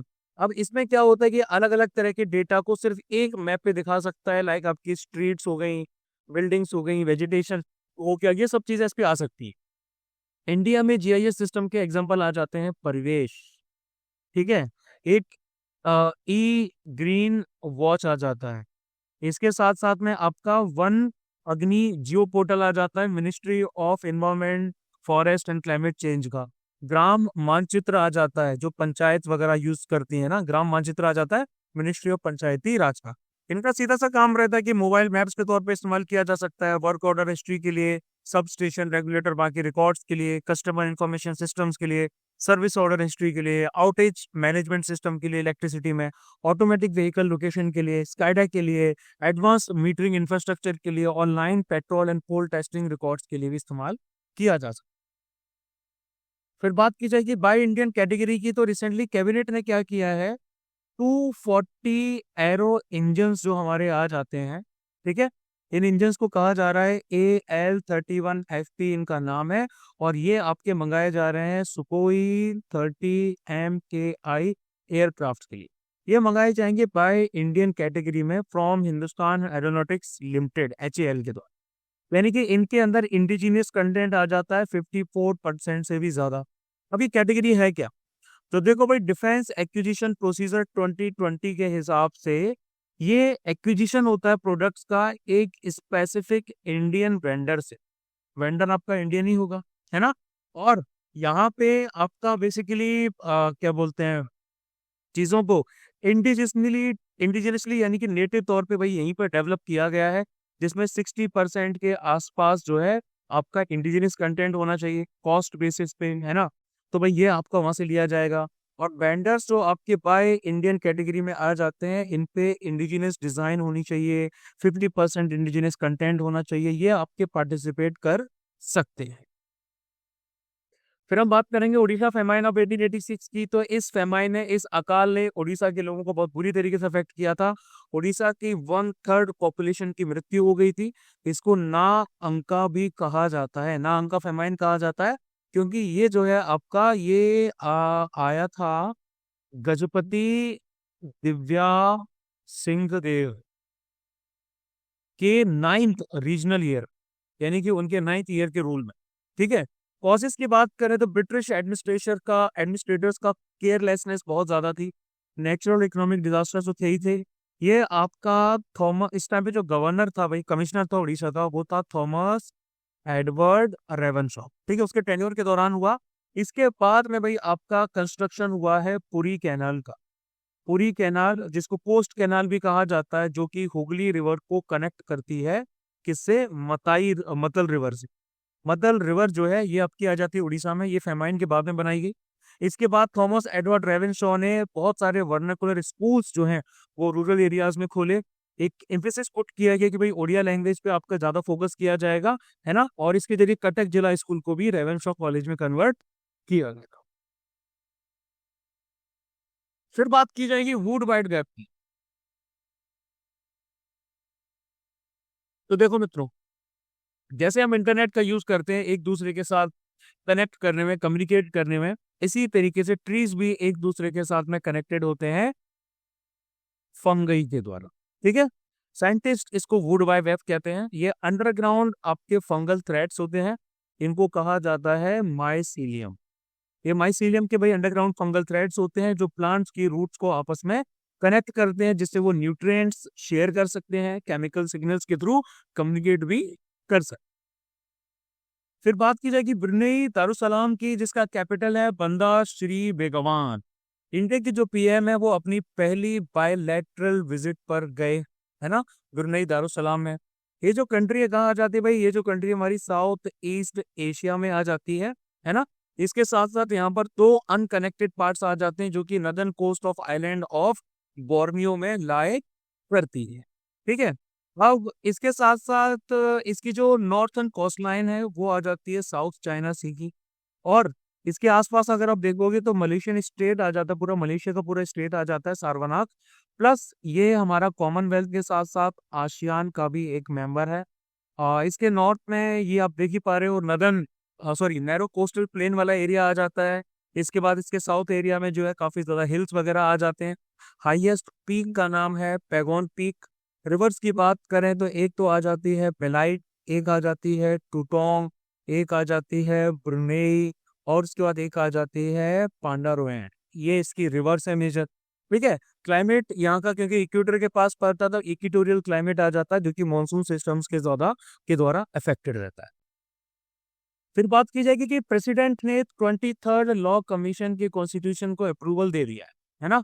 ये हमारा 3 साल के टर्म के लिए बनाया जा रहा है, 1 सितंबर 2024 से लेके 31 अगस्त 2027 तक। ठीक है। 23rd लॉ कमीशन की बात की जाए तो इनको करना क्या, इनका काम धाम क्या है। इनका काम है कि लीगल रिफॉर्म्स को रिव्यू करना और रिकमेंड करना, ताकि इंडियन लीगल सिस्टम को एनहेंस किया जा सके। इसमें हमारा एक तो फुल टाइम चेयरपर्सन आ जाता है। ठीक है। 4 इनके आ जाते हैं मेंबर्स, और एडिशनल एक्स ऑफिशियो और पार्ट टाइम मेंबर्स आ जाते हैं। ठीक है। तो अगर हम लॉ कमीशन ऑफ इंडिया की बात करें तो ये आ जाती है नॉन स्टेट्यूटरी बॉडी। ठीक है। जो कि ministry of law and justice के नोटिफिकेशन के द्वारा इस्टेब्लिश की गई थी। सीधा सा काम आ जाता है लॉज को रिफॉर्म करना, सोसाइटी के अंदर जस्टिस को प्रोवाइड करवाना, ऐसी इनिशिएटिव्स लेना, good governance rule of law के अंडर में होनी चाहिए। ठीक है। ये लोग रिसर्च करते हैं, रिकमेंडेशंस देते हैं, इनकी कुछ फिक्स टर्म्स ऑफ रेफरेंसेस होती है, इनके बेसिस पे टर्म्स ऑफ रेफरेंसेस में इनको काम करना पड़ता है। ठीक है। लॉ कमीशन को पहली बार 1834 में सेटअप किया गया था गवर्नर जनरल के द्वारा, और जिसको एम्पावर किया था चार्टर एक्ट 1833 ने। चेयरमैन थे लॉर्ड मैकॉले। फिर सक्सेसफुल मेडन फ्लाइट, यानी कि पहली फ्लाइट इंडिया के first indigenous combat unmanned aircraft की गई। ठीक है। बेंगलुरु की भाई हमारी फर्म है, इस फर्म का नाम है flying wedge defence and aerospace. इन्होंने रिसेंटली बोला कि भाई हमने सक्सेसफुल लॉन्च किया है कंट्री के पहले इंडिजियसली बिल्ड, यानी कि खुद कंट्री में बनाया है, और ये एक अनमैन्ड एयरक्राफ्ट है, या फिर इसको UCA भी कह सकते हैं भाई, अनमैन्ड कॉम्बैट एरियल व्हीकल है। इसका नाम है FWD-200P। ठीक है। मीडियम एल्टीट्यूड लॉन्ग एंडोरेंस है, MALEUCAV है ये। इसके साथ साथ मैक्सिमम टेक ऑफ वेट इसका 102 kg है, और 30 kg के पेलोड्स को ये कैरी करके ले जा सकता है। कॉम्बैट कैपेबिलिटीज की बात करें तो ऑप्टिकल पेलोड सर्वेलेंस के लिए है, मिसाइल लाइक वेपल्स आ जाते हैं, एयर स्ट्राइक्स के लिए, बॉम्बिंग के लिए, है ना। और ये आपका तकरीबन 12,000 फीट के एल्टीट्यूड पे क्रूज भी कर सकता है, 15,000 फीट तक भी जा सकता है। 152 किलोमीटर पर आवर इसकी जो स्पीड है, और मैक्सिमम स्पीड इसकी 250 किलोमीटर पर आवर तक पहुंच सकती है। ठीक है। इसका एंडोरेंस 7 घंटे का है, रेंज है 800 किलोमीटर की, ताकि एक्सटेंडेड मिशन कैपेबिलिटीज भी इसके अंदर आ जाती हैं। और ये आपका शॉर्ट एयर स्ट्रिप्स के लिए बहुत ज्यादा आइडियल है, यानी कि वो सिर्फ 300 मीटर का जो है वो रनवे चाहिए होता है। फिर बात की जाएगी डिफेंस एक्विजिशन काउंसिल ने एक्सेप्टेंस ऑफ नेसेसिटी, यानी कि AON को 10 कैपिटल एक्विजिशन प्रपोजल्स के लिए एक्सेप्ट कर लिया है। EAC हमारी हाईएस्ट डिसीजन मेकिंग बॉडी आ जाती है, जो कि पॉलिसी और कैपिटल प्रोक्योरमेंट से रिलेटेड आ जाती है डिफेंस के मामलों में, और इसके चेयरमैन रहते हैं यूनियन डिफेंस मिनिस्टर, यानी कि रक्षा मंत्री। ठीक है। 99% जो प्रोक्योरमेंट आपका इंडिजिनियस सोर्सेज के द्वारा होता है, वो मैंने अभी आपको बताया था, वो होता है बाय इंडियन, और by Indian indigenously design developed and manufactured categories के द्वारा। अब ये जो एक्सेप्टेंस ऑफ नेसेसिटी यानी कि AON रहते हैं, ये बेसिकली आपके दिए जाते हैं ताकि फ्यूचर रेडी कॉम्बैट व्हीकल्स जो हैं उनको खरीदा जा सके, है ना, इनको खरीदा जा सके, जिनको FRCVs कहा जाता है। इसके साथ साथ air defence fire control radars हैं, डॉर्नियर 228 एयरक्राफ्ट है, ये सारी चीजों के लिए AON आपका दिया गया है। FRCB की बात करें तो ये एक फ्यूचरिस्टिक मीन बैटल टैंक आ जाता है, सुपीरियर मोबिलिटी है, ऑल टेरेन एबिलिटी है, मल्टी लेयर प्रोटेक्शन है, प्रिसीजन है, लीथल फायर है। इसके साथ साथ रियल टाइम सिचुएशनल अवेयरनेस भी इसके अंदर आ जाती है। फिर बात की जाएगी कि भाई highest corruption complaints railway employ के खिलाफ पाई गई हैं, दिल्ली लोकल बॉडीज के खिलाफ, और उसके बाद PSVs के लिए, ऐसा CVC की रिपोर्ट ने कहा है। तो सेंट्रल विजिलेंस कमीशन ने अपनी एनुअल रिपोर्ट 2023 की पेश की है, और इसमें ministry department sector wise corruption को हाईलाइट किया गया है, जो भी इनको कंप्लेंट्स मिली हैं और जो पब्लिक ऑफिशियल्स के खिलाफ उन्होंने डिस्पोज की। तो 2023 में सीवीसी को तकरीबन 74,203 कंप्लेंट मिली करप्शन की, जिसमें से 66,373 केसेस जो हैं उनको डिस्पोज कर दिया गया और इसमें आपके 7,830 केसेस जो हैं वो पेंडिंग है। कमीशन ने गाइडलाइंस भी इशू की हैं अलग अलग वर्टिकल्स पे, जो कि विजिलेंस एडमिनिस्ट्रेशन से रिलेटेड आ जाते हैं। इसमें आपका एक तो आ जाता है प्यूनिटिव, एक आ जाता है हमारा प्रिवेंटिव, और एक आ जाता है, इसको कहा जाता है पार्टिसिपेटिव विजिलेंस। ठीक है, देखो भाई, प्यूनिटिव का मतलब होता है टाइम बाउंड इफेक्टिव तरीके से एक्शन लिया जाएगा उन लोगों के खिलाफ जो कि आपके दोषी पाए गए हैं, गिल्टी हैं मिसकंडक्ट के, है ना, या फिर डिटरेंट, दूसरों को काम नहीं करने दे रहे हैं। प्रिवेंटिव में आपका corruption free governance proactively achieve करना है, यानी कि कुछ आपके स्ट्रक्चरल रेमेडीज बतानी है, सुझाव बताने हैं जिससे करप्ट प्रैक्टिसेस को रोका जा सके, है ना। इसके अंदर बहुत सारे मेजर्स आ जाते हैं कि रूल्स को अपडेट करना है, सिंप्लीफाई करना है, ट्रांसफर्स करना है ऑफिसर का, रोटेशनल बेसिस पे ट्रांसफर किया जाना चाहिए ताकि कोई बंदा एक ही कुर्सी पे ना जमा रहे। और पार्टिसिपेटिव में क्या रहता है, इसमें बोला जाता है कि एक्टिव एंगेजमेंट होना चाहिए सारे स्टेक होल्डर्स का, यानी कि गवर्नमेंट फंक्शनरीज का, सिविल सोसाइटी का, एजुकेशन इंस्टीट्यूशंस का, ताकि करप्शन के इल इफेक्ट के बारे में बताया जा सके। इसमें हमारा विजिलेंस अवेयरनेस वीक मनाया जाता है कैपेसिटी बिल्डिंग के लिए ऑफ इंडिविजुअल्स एंड ऑर्गेनाइजेशंस। ठीक है, सीबीसी को वैसे तो पॉलिटी में पढ़ी चुके हैं, लेकिन फिर भी मैं बताता हूँ, ये एक स्टेट्यूटरी बॉडी है हमारी, सीबीसी एक्ट 2003 के अंडर में आ जाती है। सबसे पहले इसको 1964 में एस्टेब्लिश किया गया था resolution of government of India के द्वारा। इसमें भाई हमारी के संतनाम कमेटी जो थी, इस कमेटी को बनाया गया था प्रिवेंशन ऑफ करप्शन के ऊपर, इनके रिकमेंडेशंस के बेसिस। 1998 में आपका सीवीसी को स्टेट्यूटरी का स्टेटस दिया गया, एक ऑर्डिनेंस जो है यूनियन गवर्नमेंट ने पास किया था उसके बिहाफ पे। ओवरऑल इसको देखा जाए तो ये हमारी 3 मेंबर की बॉडी आ जाती है। एक सेंट्रल विजिलेंस कमिश्नर रहते हैं, 2 विजिलेंस कमिश्नर्स रहते हैं। इनका अपॉइंटमेंट कैसे होता है, इनका अपॉइंटमेंट होता है प्रेसिडेंट के द्वारा, लेकिन किसकी रिकमेंडेशंस पे, एक पर्टिकुलर कमिटी की रिकमेंडेशन पे। और इस कमिटी के अंदर भाई हमारे प्राइम मिनिस्टर रहते हैं जो चेयरमैन होते हैं, ठीक है, यूनियन मिनिस्टर रहते हैं आपके होम अफेयर्स वाले, और लीडर ऑफ अपोजिशन रहते हैं लोकसभा के। ठीक है, इनका काम होता है विजिलेंस एडमिनिस्ट्रेशन करना सेंट्रल मिनिस्ट्रीज में, डिपार्टमेंट्स में, ऑर्गेनाइजेशंस में, प्रीलिमिनरी इंक्वायरीज करना जो भी उनको कंप्लेंट्स मिल रही हैं लोकपाल के द्वारा, ऑफिशियल्स के द्वारा, है ना। और ओवरऑल क्या करना, दिल्ली स्पेशल पुलिस एस्टेब्लिशमेंट की फंक्शनिंग को भी देखना, है ना, यानी कि करप्शन रिलेटेड ऑफेंसेस को भी देखना इनका काम आ जाता है। फिर हम बात करेंगे union agriculture minister Shivraj Chouhan जो है, उन्होंने एग्रीश्योर फंड को लॉन्च किया है और कृषि निवेश पोर्टल को लॉन्च किया। अगर हम एग्रीश्योर फंड की बात करेंगे तो इसका मतलब होता है agri fund for startups and rural enterprises, यानी कि for startups and rural enterprises. ठीक है, ये हो गया, यानी कि इससे फार्म सेक्टर के जो स्टार्टअप्स हैं उन पे फोकस किया जाएगा। और कृषि निवेश पोर्टल जो हमारा आ जाता है, integrated centralized one stop portal आ जाता है सारे के सारे एग्री इन्वेस्टर्स के लिए, ताकि वेरियस गवर्नमेंट स्कीम्स की इनको बेनिफिट मिल सके। अब देखो, एग्री श्योर की बात करते हैं तो 2022-2023 के बजट में इसको अनाउंस किया गया था। 750 करोड़ की कैटेगरी 2 अल्टरनेटिव इन्वेस्टमेंट फंड जो है वो क्रिएट किया जाएगा, जिसमें इक्विटी और डेब्ट सपोर्ट दोनों दिए जाएंगे, यानी कि इक्विटी सपोर्ट भी दिया जाएगा और डेब्ट सपोर्ट जो है वो भी दिया जाएगा, है ना। एएफ की बात करें तो ये एक Indian incorporated privately pooled investment vehicle है, जो कि फंड को इन्वेस्टर से कलेक्ट करेगा और इन्वेस्ट करेगा भाई एक डिफाइंड इन्वेस्टमेंट पॉलिसी के हिसाब से अपने इन्वेस्टर्स के लिए, है ना। फिर उसके बाद में उसी के अंडर में क्या आ जाता है, इसमें 250 करोड़ रुपए जो है वो हमारे आ जाते हैं नाबार्ड से। 250 करोड़ रुपए आपके नाबार्ड ने दिए हैं और मिनिस्ट्री ऑफ एग्रीकल्चर ने दिए हैं, ठीक है। और बाकी के 250 करोड़ जो है वो आपके बाकी के दूसरे इन्वेस्टर्स के द्वारा हो जाते हैं। 250 नाबार्ड ने दिए हैं, 250 मिनिस्ट्री ऑफ एग्रीकल्चर ने, 500 करोड़ हो गए, बाकी के 250 आपके प्राइवेट इन्वेस्टर से लिए गए हैं। इसमें एक और बॉडी आ जाती है, इसको कहा जाता है नैब वेंचर्स। ये आपकी एक सब्सिडरी है, ये सब्सिडरी नाबार्ड की एक सब्सिडरी है, इंटायरली नाबार्ड के द्वारा ही ओन्ड की गई है, और ये आपका इन्वेस्टमेंट मैनेजर के तौर पे काम करेगी फंड के लिए, ठीक है।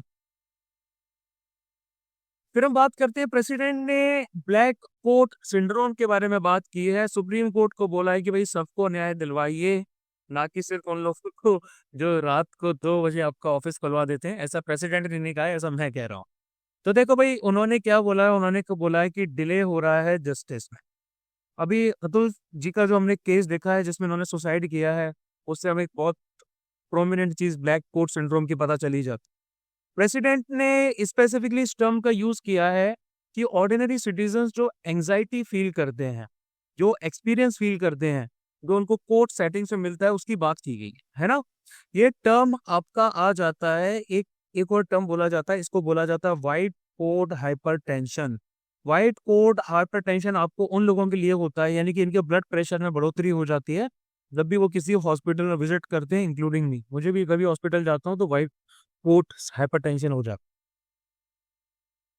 ठीक है। अब देखो, ऐसे परसेप्शन के रीजन क्या आ जाते हैं। सबसे पहला आ जाता है हाई पेंडेंसी। अगर हम अगस्त 31 के हिसाब से देखें तो 82,887 केस जो हैं, ये सुप्रीम कोर्ट के सामने पेंडिंग है, यानी कि ऐसा नेशनल जुडिशियल डेटा ग्रिड का कहना है। एडिशनली डिले आपके होते हैं सीरियस क्राइम्स का डिसीजन लेने में, लाइक रेप वगैरह के लिए। तो पब्लिक का परसेप्शन जो है वो जुडिशियल सिस्टम की इनसेंसिटिविटी पे बढ़ जाता है।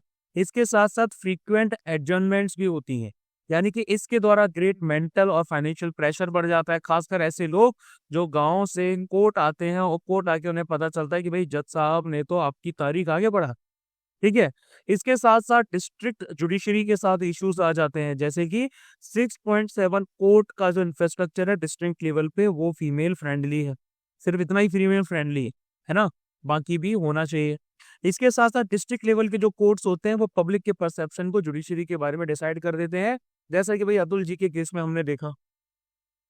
फिर अब बात करेंगे इसको मैट लिस्ट की। Special chemicals, organism, materials, equipment और टेक्नोलॉजीज की लिस्ट आ जाती है TGFT, जो कि अंडर में आती है ministry of commerce and industry के में।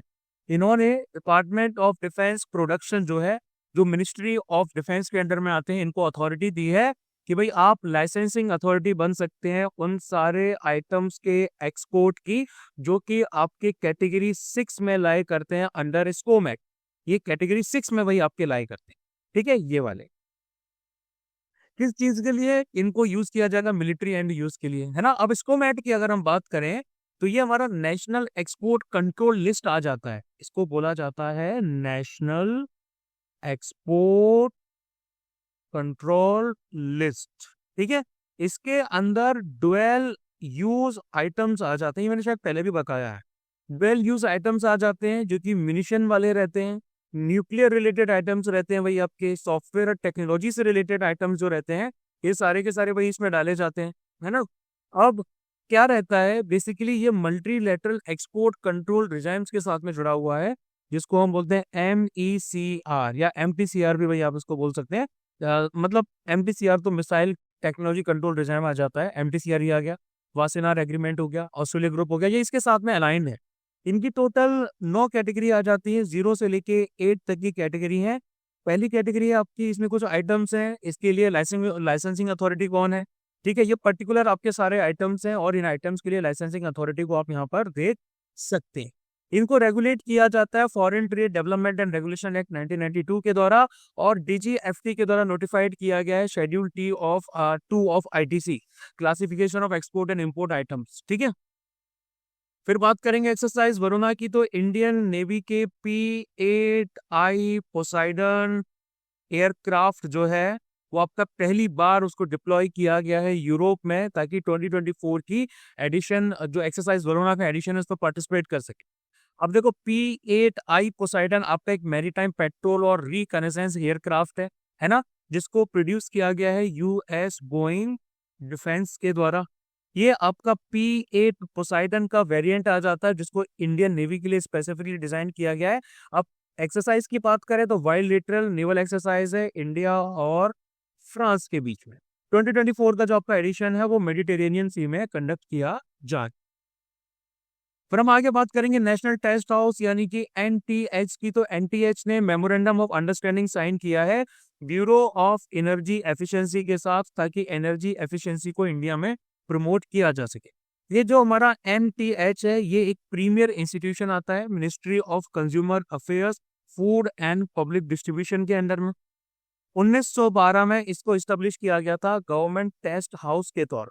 इंडिया का largest multi location multi disciplinary testing laboratory आ जाता है, जो कि सेंट्रल गवर्नमेंट के परव्यू में आता है। ये बेसिकली टेस्ट डील करते हैं टेस्टिंग के साथ, अलग अलग मटेरियल की कैलिब्रेशन के साथ, क्वालिटी एवेल्यूशन के साथ, जो कि हमारा इंडस्ट्री से जुड़ा हुआ हो, कॉमर्स से जुड़ा हुआ हो, ट्रेड से जुड़ा हुआ हो, इनको इंटरनेशनल और नेशनल स्टैंडर्ड्स के बेसिस पे देखना है ना। प्लस ये आपको असिस्टेंस देते हैं नेशनल एक्रीडेशन बोर्ड को भी, ताकि टेस्टिंग और कैलिब्रेशन लेबोरेटरीज की जा सके, है ना। और इसके साथ साथ ये पहली गवर्नमेंट बॉडी है जो कि ड्रोन्स को इंडिया में जिन्होंने सर्टिफाइड किया है। फिर बात की जाएगी ग्रॉस फिक्स्ड कैपिटल फॉर्मेशन की, तो रिसेंटली वर्ल्ड बैंक ने ये प्रोजेक्ट किया है कि GFCF यानी कि ग्रॉस फिक्स्ड कैपिटल फॉर्मेशन में डिक्लाइन देखा जाएगा, लेकिन किसके लिए? इंडियन इकोनॉमी के लिए। कौन से साल के लिए? तो भाई फाइनेंशियल ईयर 2025 के लिए। अब ये जो GFCF है, इसको इन्वेस्टमेंट भी कहा जाता है। इसको हम डिफाइन कैसे करते हैं कि एक्विजिशन, किसका acquisition? Acquisition of produced assets. इसमें आपके सेकंड हैंड एसेट्स भी आ जाते हैं जिनको आपने खरीदा हो, है ना।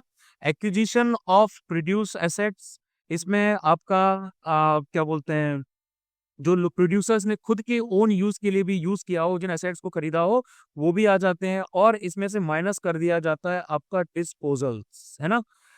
अब देखो प्रोड्यूस्ड एसेट्स का क्या मतलब होता है। प्रोड्यूस एसेट्स का मतलब होता है आपका वो एसेट्स जो एग्जिस्टेंस में तभी आए हैं जब उनका प्रोडक्शन किया गया हो, प्रोडक्शन प्रोसेस की वजह से। मतलब इसके अंदर में भाई हमारा purchase of land and natural resources नहीं आते, क्योंकि भाई वो आपके किसी प्रोडक्शन प्रोसेस के अंडर में के तहत नहीं आते। ठीक है, इसके अंदर वो एसेट्स आते हैं जिनको आपका यूज किया गया है प्रोडक्शन के लिए, किसी गुड्स और सर्विसेज के लिए। ठीक है, ऐसे गुड्स और सर्विसेज के लिए जो कि जिनका पीरियड 1 साल से ज्यादा आ जाता है। ठीक है, इसमें बेसिकली भाई हमारे लैंड इंप्रूवमेंट आ जाते हैं, फेंसेस बनाना, गड्ढे बनाना, ड्रेन्स बनाना, प्लांट आ जाता है, मशीनरी आ जाती है, इक्विपमेंट परचेजेस आ जाते हैं, कंस्ट्रक्शन ऑफ रोड्स और रेलवेज वगैरह आ जाते हैं। ठीक है, अब कैपिटल फॉर्मेशन के दो टाइप्स आ जाते हैं, ग्रॉस फिक्स कैपिटल फॉर्मेशन और दूसरा यहाँ पर इन्वेंट्री स्टॉक जो आपका चेंज आता है वो। इन्वेंट्रीज की बात की जाए तो भाई इनको स्टॉक में यानी कि जमा करके रखा जाता है ताकि इनका कंटिन्यूस प्रोडक्शन हो सके, सेल हो सके, ट्रांसपोर्टेशन हो सके, लाइक रॉ मटेरियल्स और फिनिश्ड गुड्स वगैरह वगैरह। फिर हम नहीं फिर हम बात करेंगे CAPF इसी के बैच। ठीक है, तो देखो भाई चीता बैच स्टार्ट होने जा रहा है 1 जनवरी 2025 पे। 7 महीने का ऑनलाइन बैच है। पेपर 1 यानी कि पेपर 1 का सारा कंपोनेंट है, जिसमें हमारा GK और क्वांट वाला पोर्शन आता है वो कवर किया जाएगा। पेपर 2 का भाई सारा का सारा कंपोनेंट यानी कि जितना भी हमारा रिटन पार्ट है और उसके साथ साथ ग्रामर का पार्ट है, इसको भी हम कवर करेंगे। इनकी क्लासेस भी भाई हमारी मंडे से लेके फ्राइडे तक हमारी जो क्लासेस हैं वो GK की जाएंगी और आपकी क्वांट की जाएंगी। ये दोनों अलग अलग क्लासेस होंगी। इसके साथ साथ पेपर 2 के लिए भी भाई क्या रहेगा, पेपर 2 के लिए आपके हफ्ते में 4 क्लासेस होंगी। इन 4 क्लासेस में से 2 क्लासेस हमारे रिटन कंपोनेंट के लिए रहेंगी और 2 क्लासेस जो हैं वो हमारे ग्रामर वाले कंपोनेंट के लिए रहेंगी नहीं। 7 महीने तक भाई फिक्स आपका ये बैच चलेगा। इसमें बहुत सारी चीजें हैं, इसमें हमारी लाइव क्लासेस हैं, रिकॉर्डेड क्लासेस हैं। ठीक है, और ये बैच आपको ज्वाइन करना है तो आप जनवरी में ही ज्वाइन करेंगे, क्योंकि जनवरी में अगर आप ज्वाइन करेंगे तो फिर ये जो रिटन वाला पार्ट है जिसकी हम लोग प्रैक्टिस करने जा रहे हैं, जिसके बारे में मैं आप लोगों को बहुत सारी चीजें करवाऊंगा, ये बहुत ज्यादा जरूरी हो जाता है ना। देखो भाई जो GK वाला पार्ट है ये 2-3 महीने में भी कर सकते हो, नो डाउट, ये आराम से हो सकता है। लेकिन ये जो पार्ट 2 है ना, इस पार्ट 2 के लिए आपको बहुत बहुत बहुत ज्यादा मेहनत करनी पड़ती है, बहुत टाइम देना पड़ता है, बहुत प्रैक्टिस दी जाती है। इसीलिए हमारा बैच साइज जो है वो 50 से कम ही रहेगा। आप अपनी सीट्स में सिक्योर कर सकते हैं, ऑलरेडी कई सारी सीट्स में आ चुकी हैं। तो भाई 50 से कम इसलिए रहेगा क्योंकि बंदों के रिटन असाइनमेंट्स को डिस्कस करना पड़ता है, देखना पड़ता है, समझना पड़ता है, एनालिसिस करना पड़ता है, और वो बहुत ज्यादा संख्या में बच्चे लेके नहीं हो सकते। तो आप लोगों से हार्दिक रिक्वेस्ट रहेगी कि भाई आप अगर एनरोल करना चाहते हैं तो अपनी सीट को आराम से जाके सिक्योर कर लीजिए। फिर हम बात करेंगे विषाणु युद्ध अभ्यास यानी कि वायरस वॉर एक्सरसाइज की। तो विषाणु युद्ध अभ्यास जो है ये आपकी एक मॉक ड्रिल है। जो कि पेंडेमिक प्रिपेयर्डनेस पे की जा रही है ना। और ये आ जाती है नेशनल वन हेल्थ मिशन के अंडर में। एनओएचएम एम्फेसाइज किस चीज पे कर रहा है? वन हेल्थ अप्रोच पे दवा मतलब कि फोकस कर रहा है, जिसके द्वारा इंटीग्रेटेड डिसीज कंट्रोल और पेंडेमिक प्रिपेयर्डनेस को देखा जा सके कि महामारी के टाइम में आपका प्रिपेयर्डनेस कैसी रहेगी, है ना। यानी कि national joint outbreak response team NJORT, उनकी रेडीनेस और उनके रिस्पांस को देखना है। इसके अंदर हमारे एक्सपर्ट्स आ जाते हैं ह्यूमन हेल्थ से रिलेटेड, एनिमल हस्बेंड्री से रिलेटेड, वाइल्ड लाइफ सेक्टर से रिलेटेड, ठीक है। एक मॉक जूनोटिक डिसीज जो है, जूनोटिक मतलब जो एनिमल से इंसानों में फैलती है, इसका एक सिनेरियो क्रिएट किया गया रियल वर्ल्ड आउटब्रेक जैसा। और इसके अंदर बहुत सारे नेशनल और स्टेट एजेंसीज आ जाती हैं, ICMR आ जाता है, एम्स जो है इनको भी शामिल किया गया। जोधपुर की BSL सॉरी एम्स जोधपुर को किया गया कि BSL-3 जो लैब है, और स्टेट एडमिनिस्ट्रेशन वगैरह वगैरह। फिर बात की जाएगी ओशनिक नीनो इंडेक्स यानी कि ONI की, तो रिसेंटली एल निनो जो है और ला निना जो है, इनका जो इम्पैक्ट इंडियन मॉनसून पे पड़ता है, इसको स्टडी किया गया एक नए सिरे से, है ना। अब देखो ONI क्या है भाई? ONI एक हमारा ऐसा इंडेक्स आ जाता है जिसके द्वारा एल निनो का जो का एनसो आ जाता है, एल निनो सदर्न ऑसिलेशन आता है, उसकी डायनेमिक्स की स्टडी की जाती है, ठीक है। ONI बेसिकली क्या है भाई हमारा? यानी कि ये national oceanic and atmospheric administration, जो कि US की एजेंसी आती है, ये प्राइमरीली एक इंडिकेटर के तौर पे काम करता है एनसो को मॉनिटर करने के लिए, ठीक है। और ONI क्या है? ONI आपका एक 3 मंथ का एवरेज टेम्परेचर डिफरेंस देखता है, जो सरफेस वाटर्स में पाया जाता है ईस्ट सेंट्रल ट्रॉपिकल पैसिफिक में, इंटरनेशनल डेट लाइन के आसपास में। इसकी इंडेक्स वैल्यू जो है वो आपकी मेजर की जाती है, लाइक अगर +0.5 या उससे ज्यादा की होती है तो एल निनो को इंडिकेट किया जाएगा, -0.5 या उससे लोअर की आती है तो उससे ला निना को आपका इंडिकेट किया जाए। फिर बात की जाएगी केन्या, जिसकी कैपिटल है नैरोबी। तो थर्ड एडिशन हमारा जॉइंट डिफेंस कोऑपरेशन कमेटी का इंडिया और केन्या का जो है वो कंडक्ट किया गया न्यू दिल्ली। केन्या की बात करें तो केन्या ईस्ट अफ्रीका में आने वाली कंट्री आ जाती है। इसके पड़ोसियों में है सोमालिया नॉर्थ ईस्ट की तरफ, इथोपिया नॉर्थ में, साउथ सूडान है नॉर्थ वेस्ट में, युगांडा है इसके क्या बोलते हैं वेस्ट में, युगांडा इसके वेस्ट में आ जाता है, और तंजानिया जो है ये इसके आ जाता है साउथ, ठीक है। इसके मैरीटाइम बॉर्डर की बात करें तो भाई यहाँ पर आ जाता है इंडियन ओशन। अब नैरोबी में आपके हेडक्वार्टर आते हैं यूनाइटेड नेशंस एनवायरमेंटल प्रोग्राम के और UN हैबिटेट, इनके जो क्या बोलते हैं हेडक्वार्टर है वो यहाँ पर आ जाते हैं। और इसको इक्वेटर ने तकरीबन 2 पार्ट्स में डिवाइड भी किया हुआ है। इक्वेटर ने इसको इक्वली 2 पार्ट्स में डिवाइड किया गया है। यहाँ पर मेजर लेक्स आ जाते हैं। एक लेक आपका जो आता है उसका नाम है लेक तुर्काना, ठीक है। लेक विक्टोरिया भी आपका आ जाता है। ये केन्या, तंजानिया, युगांडा के द्वारा शेयर किया गया है। ये आपका लेक विक्टोरिया है, ये तीनों कंट्रीज के द्वारा आपका शेयर किया गया है। रिवर्स में आ जाती है आथी, या इसको गलाना भी कहा जाता है, एक आ जाती है ताना और एक आ जाती है मारा। माउंटेन रेंज में इनके पास है एबरडारे रेंज है, उसके बाद में माउ स्कारपमेंट एरिया भी इनके पास में आ जाता है, ठीक है। हाईएस्ट पॉइंट है माउंट केन्या, जो कि सेकंड हाईएस्ट आ जाता है अफ्रीका।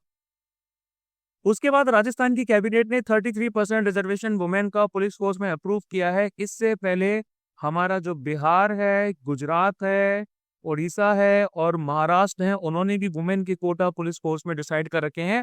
2022 में वुमेन आपकी स्टेट पुलिस के 12% के हिस्से में आ जाती हैं। चंडीगढ़ का सबसे ज्यादा हाईएस्ट है 22% का, जम्मू एंड कश्मीर का सबसे लोएस्ट है 3.3% का। ऐसा इंडिया जस्टिस रिपोर्ट 2022 का कहना है। अब भाई देखो पुलिस फोर्स में वुमेन की और बहुत ज्यादा जरूरत है। क्यों? क्योंकि सबसे पहले तो आ जाता है लीगल मैंडेट। लीगल मैंडेट का क्या मतलब? इसका मतलब ये आ जाता है जो हमारा पॉक्सो एक्ट आ जाता है और मेजर क्रिमिनल लॉज आ जाते हैं, उसमें ये चाहिए होता है कि हर केस जो भी सेक्सुअल असॉल्ट का रहेगा उसके लिए एक फीमेल पुलिस ऑफिसर भी प्रेजेंट रहेगी उसको रिकॉर्ड करने के लिए, है ना। इसके साथ साथ जो भी वुमेन का अरेस्ट होता है उसको जो सर्च किया जाता है वो वुमेन के द्वारा ही किया जाना है, ऐसा लीगली बोला गया है। प्लस बेटर रिपोर्टिंग अगर आपकी क्राइम अगेंस्ट वुमेन के लिए करनी है तो वुमेन का जो प्रेजेंस रहता है उससे फीमेल विक्टिम्स में क्या रहता है आपका एक ज्यादा अच्छा ट्रस्ट आ जाता है ना, तो वो क्राइम्स वगैरह को रिपोर्ट करने के लिए ज्यादा इंकरेज होती। कुछ चैलेंजेस भी आ जाते हैं, लाइक हमारा स्टीरियोटाइप से रिलेटेड चैलेंज आ जाता है कि वुमेन को अनफिट माना जाता है, कि लंबे और अनप्रिडिक्टेबल आवर्स जो पुलिस सिस्टम के रहते हैं उसमें वो सर्व नहीं कर सकती। प्लस इसके साथ साथ हमारे लिए कुछ पॉलिसी गैप भी आ जाते हैं। ये जो के अरे यार ये क्या हो, हम्म ये जो हमारे पॉलिसी के गैप आ जाते हैं, एक सेकेंड, हाँ, ये जो भी हमारे पॉलिसी के गैप आ जाते हैं, लाइक रिजर्वेशन का ना होना बहुत सारे स्टेट्स में। अब क्योंकि पुलिस जो है हमारा ये एक स्टेट सब्जेक्ट, स्टेट इसके ऊपर कानून बना सकता है, जो कि 7th शेड्यूल के अंडर में आ जाता है। इम्प्लीमेंटेशन गैप आ जाता है कि लाइक बिहार आपका 35% प्रोवाइड तो करता है रिजर्वेशन का वुमेन में, लेकिन एक्चुअल नंबर उनका 17.4% ही आ जाए। फिर मिनिस्ट्री ऑफ इलेक्ट्रॉनिक्स और इंफॉर्मेशन टेक्नोलॉजी मेटी ने विश्वास्य ब्लॉकचेन टेक्नोलॉजी स्टैक को डेवलप को लॉन्च किया है। ब्लॉकचेन क्या होता है भाई? आपका ब्लॉकचेन एक आपका डिस्ट्रीब्यूटेड लेजर टेक्नोलॉजी होती है, एक शेयर्ड इरिवर्सिबल लेजर होता है जो कि ट्रांजैक्शंस को रिकॉर्ड करता है, फैसिलिटेट करता है, एसेट्स को ट्रैक करता है पूरे बिजनेस नेटवर्क।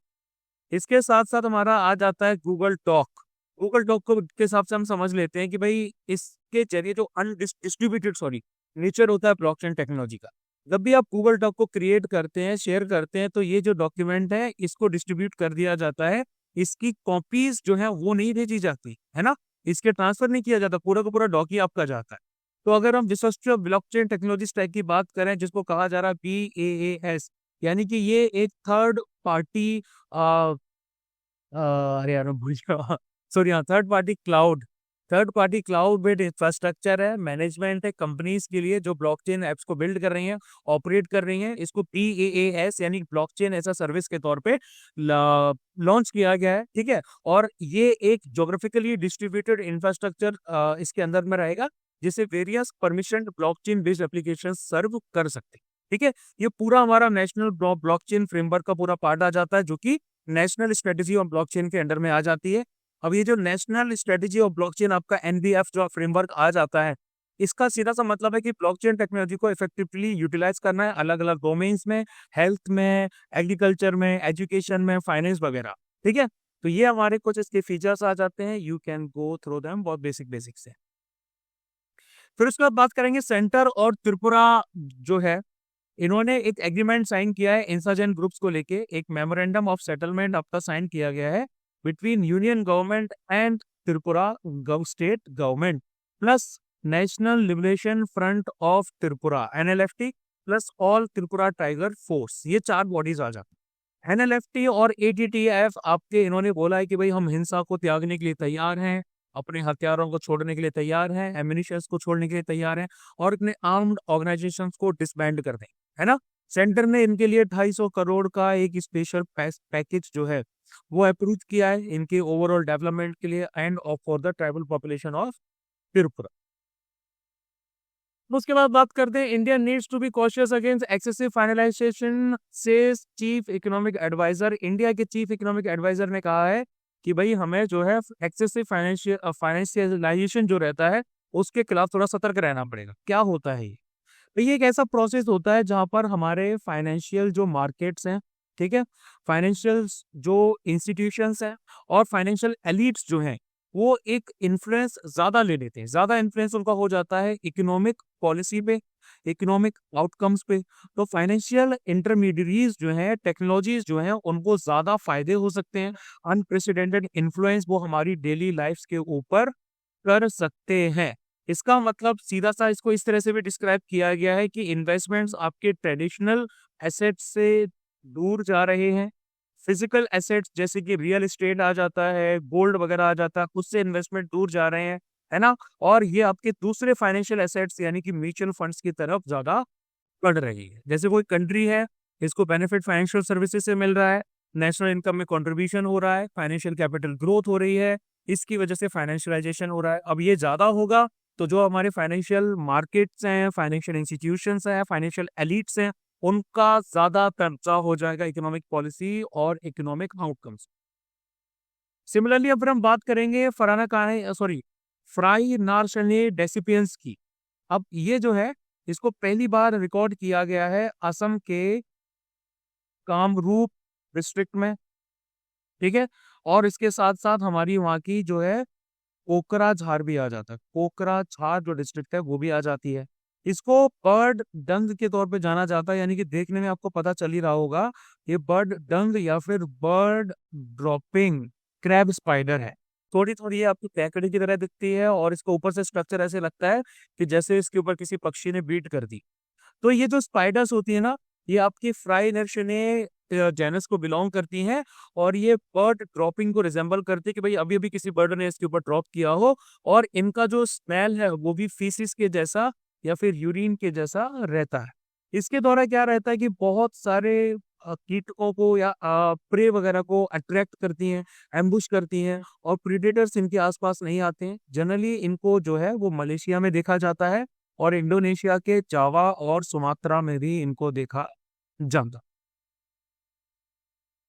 चलिए अब थोड़ी सी बात कर लेते हैं क्वांटम ग्रेविटी के बारे में। क्यूजी तो इंडियन रिसर्चर्स जो हैं वो उन्होंने एक कदम आगे बढ़ाया है ताकि क्लासिफिकल और क्वांटम ग्रेविटी को जो है वो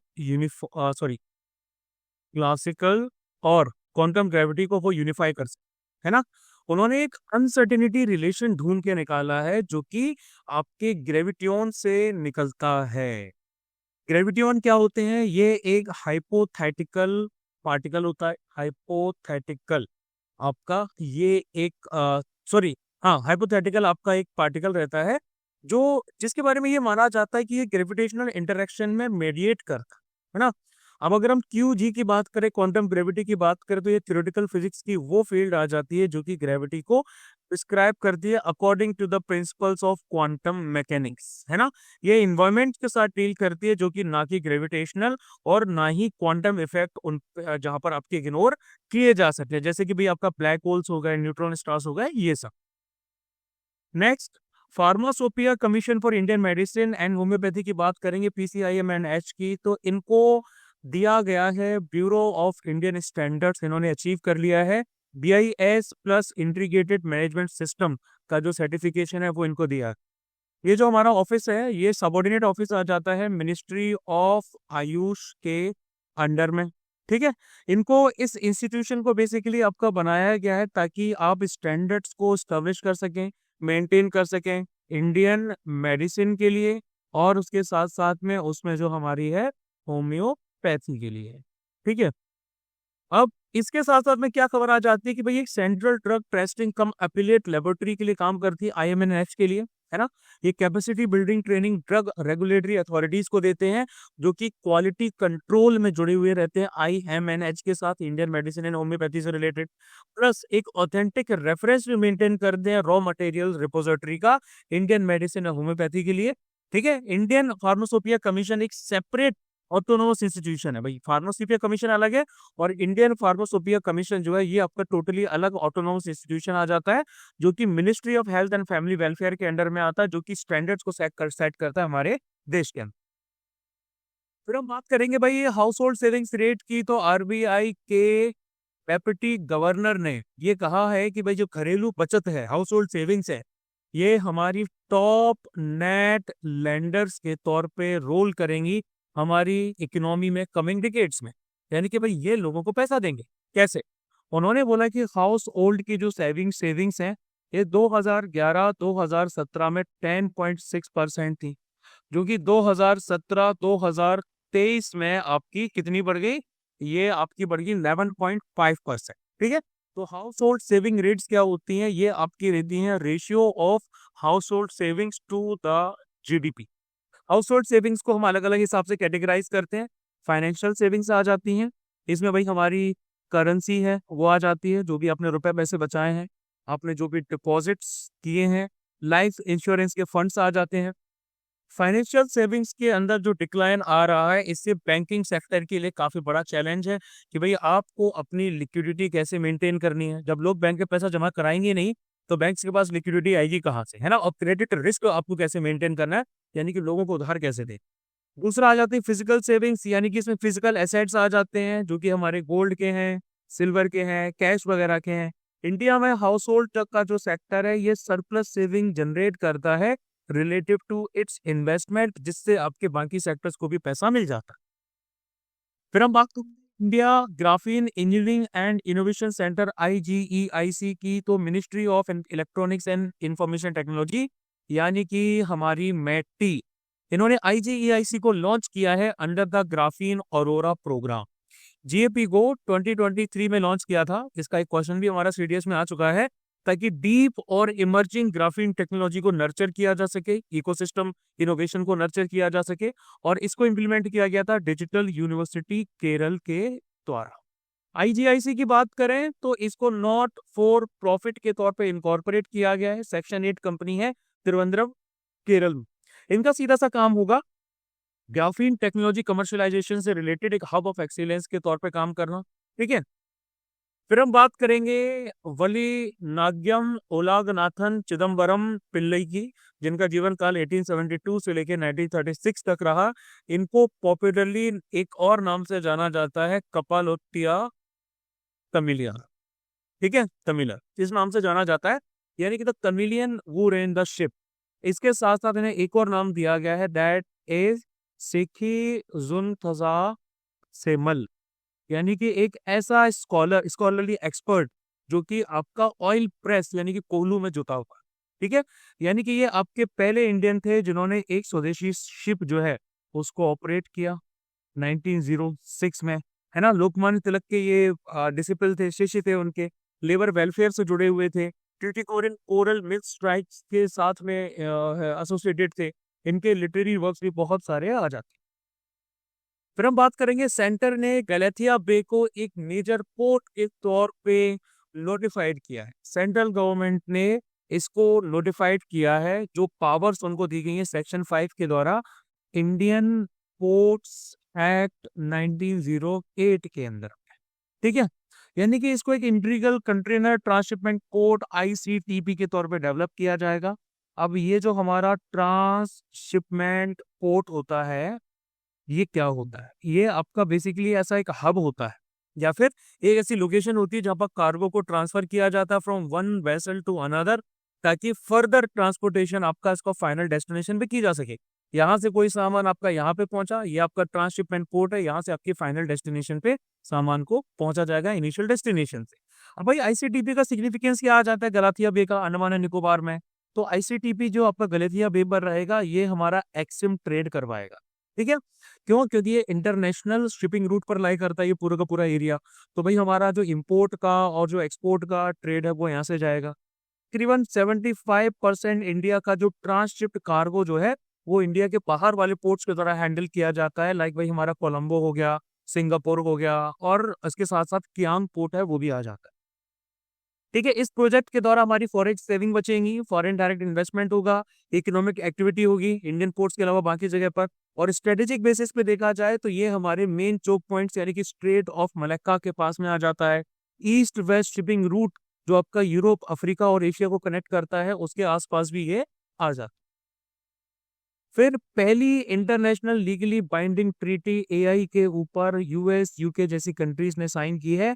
इसके द्वारा AI के द्वारा जो भी थ्रेट्स आपके पोज किए जा रहे हैं उनको कम किया जाएगा, जो कि ह्यूमन राइट्स, डेमोक्रेसी और रूल ऑफ लॉ पर किए जा रहे हैं। इस ट्रीटी को framework convention on artificial intelligence कहा जा रहा है। Human rights, democracy and rule of law, और उसके साथ साथ इसको जो है बनाया गया है काउंसिल ऑफ यूरोप के द्वारा। ठीक है, ये हमारा प्लेचली क्या बोलते हैं कन्वेंशन से अलग आ जाता है। यूरोपियन यूनियन के AI एक्ट से भी ये टोटली अलग आ जाता है। फिर 50 मिलियन टन की डोमेस्टिक स्टील प्रोडक्शन जो है वो आपका टारगेट किया गया है 2034 तक। Union minister of commerce and industry ने ये बोला है कि ये जो टारगेट आपका इन्होंने जो रखा है, इसी के साथ साथ उन्होंने इंडस्ट्री लीडर्स को कहा है कि भाई आपको इकोनॉमीज ऑफ स्केल पे फोकस करना है, डी कार्बनाइजेशन करने के साथ ही साथ, यानी कि आपको डी कार्बनाइजेशन कर। हम लेकिन स्टील सेक्टर की बात करते हैं तो इंडिया सेकेंड लार्जेस्ट प्रोड्यूसर आ जाता है कच्चे स्टील का, यानी कि अनरिफाइंड स्टील का। इसके साथ साथ हमारा जो आउटपुट है वो 125 मीट्रिक टन आ जाता है, मिलियन टन आ जाता है क्रूड स्टील का, और फिनिश्ड स्टील प्रोडक्शन का हमारा आउटपुट आ जाता है 121 मिलियन टन FY 2023 के हिसाब से। ठीक है, यानी कि इंडिया 12% इंडिया का जो CO2 का एमिशन होता है भाई, वो हमारा स्टील की बेसिस पे जाता है। स्टील वर्ल्ड का largest carbon emitting manufacturing sector में एक आ जाता। फिर बात की जाएगी vision x scheme. Union textile minister ने इंडिया का पहला फैशन फोरकास्टिंग इनिशिएटिव, ये हमारा फैशन फोरकास्टिंग इनिशिएटिव, मुझे नहीं पता था कि भाई ऐसी किसी चीज की जरूरत भी होती है, इसके तौर पे भाई इसको लॉन्च किया है विजन नेक्स्ट, है ना। यानी कि एक बायलिंगुअल वेब पोर्टल है भाई हमारा। और ये वेब पोर्टल किसका आ जाता है? NIFT का, नेशनल इंस्टीट्यूट ऑफ फैशनल टेक्नोलॉजी का।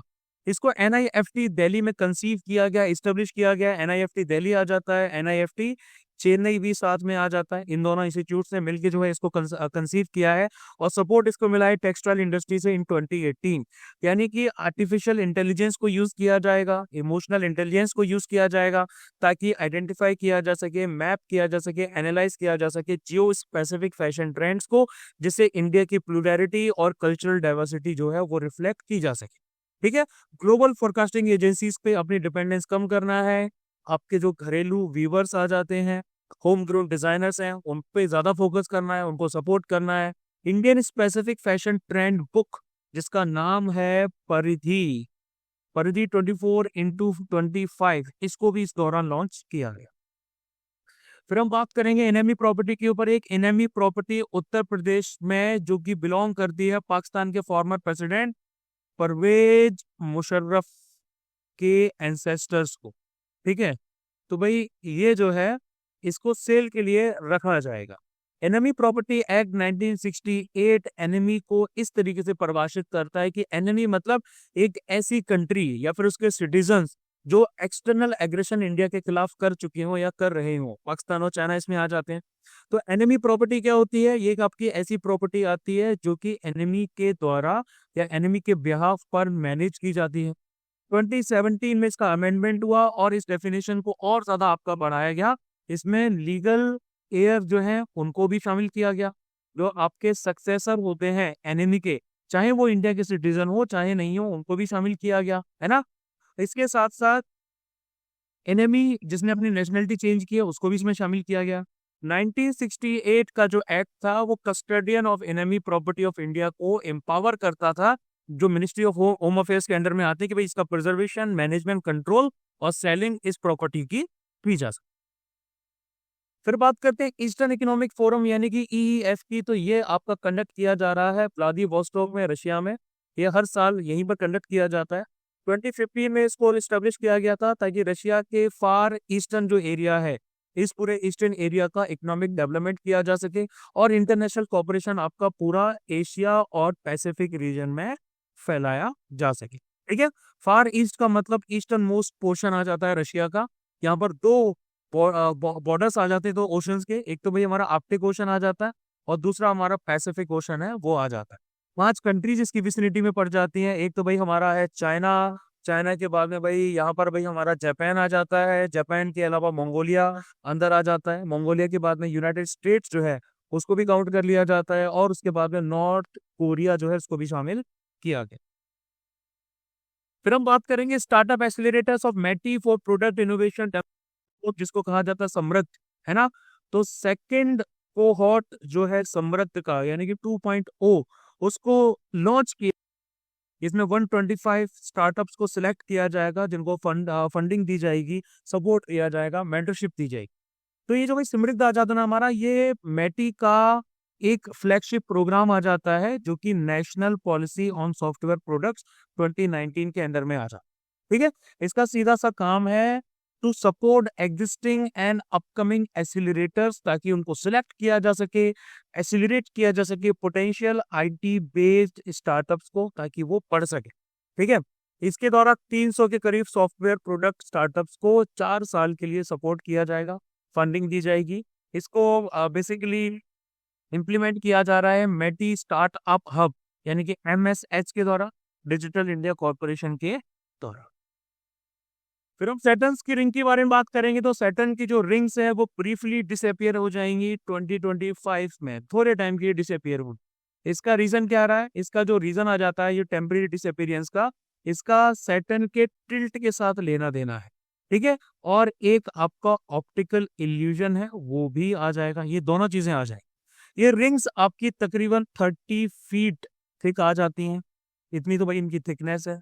और ये वाटर की बनी हुई है, आइस की बनी हुई है। इनका साइज एक क्या बोलते हैं, रेत के दाने से जैसा से लेकर एक माउंटेन के साइज तक आ जाता है। इनको अल्फाबेटिकली अलग अलग नाम दिया गया है, जिस ऑर्डर में इनको डिस्क्राइब किया गया था, ABC वगैरह वगैरह। बाकी भाई हमारे और भी प्लैनेट्स आते हैं जिनके पास रिंग्स हैं, लाइक जुपिटर है और यूरेनस है, इनके पास भी रिंग्स आ जाती है। उसके बाद नेक्स्ट खबर आ जाती है नेशनल एग्जिट टेस्ट यानी कि नेक्स्ट की।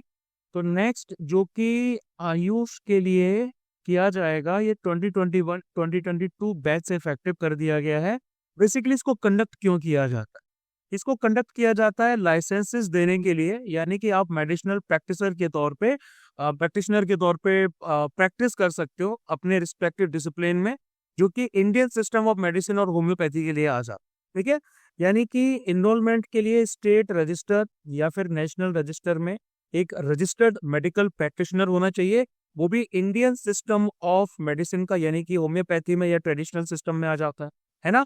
ये कंडक्ट किया जाता है commissions under the provisions of national commission for Indian system of medicine NCISM act 2020 और national commission for homeopathy act 2020 के द्वारा। फिर बात करेंगे कोन्याक ट्राइब की, तो कोन्याक यूनियन आ जाती है सबसे पहले। कोन्याक यूनियन ने क्या कहा है, ये एपेक्स बॉडी आ जाती है, सर्वोच्च बॉडी आ जाती है कोन्याक कमेटी की। इन्होंने बोला है कि नागालैंड की गवर्नमेंट से कि आपके इंटरवेंशन की जरूरत है। हमारी गूगल मैप्स पे जो एरिया की बाउंड्री है वो गलत तरीके से दिखाई गई, ठीक है। ये जो पूरा का पूरा ट्राइब है, ये मोंगोलॉइड ओरिजिन का है। क्रिश्चियनिटी से पहले ये लोग जो है वो प्रैक्टिस करते थे एनिमिज्म, ठीक है, यानी कि नेचर की डिफरेंट ऑब्जेक्ट्स की वर्शिप करना। आप इसको सनातन धर्म भी कह सकते हैं, सनातन धर्म ही है बेसिकली। क्रिश्चियनिटी से पहले भाई सब जगह सनातन धर्म ही था। देखिए कोन्याक लैंग्वेज जो है ये बिलोंग करती है नदन, सब जगह का मतलब है इंडिया में तो था ही था, नदन नागा की सब ब्रांच को ऑफ द सल सब फैमिली। इसको भाई ये बिलोंग करती है भाई आपकी इनकी लैंग्वेज, जो कि साइनो तिब्बतन फैमिली का मेजर पार्ट है, ठीक है। इनको हेड हंटर्स के तौर पे भी जाना जाता है नॉर्थ ईस्ट इंडिया में। और इसके साथ साथ इनकी जो सोसाइटी है वो पेट्रियार्कल है। फिर हम बात करेंगे यूनाइटेड अरब एमिरेट्स, जिसके कैपिटल है अबू धाबी में है। तो UAE ने सक्सेसफुली अरब वर्ल्ड का पहला न्यूक्लियर पावर प्लांट जो है वो कंप्लीट कर लिया है। पहला वही पावर प्लांट कंप्लीट कर लिया है, बहुत बहुत बधाइयां। UAE फेडरेशन आपकी 7 एमिरेट्स का फेडरेशन आ जाता है, जो कि अरेबियन पेनिनसुला के ईस्टर्न साइड में आ जाता है, ठीक है। नेबरिंग कंट्रीज में कौन कौन सी आ जाती है भाई? नेबरिंग कंट्रीज में सऊदी अरेबिया आ जाती है भाई हमारी वेस्ट और साउथ में।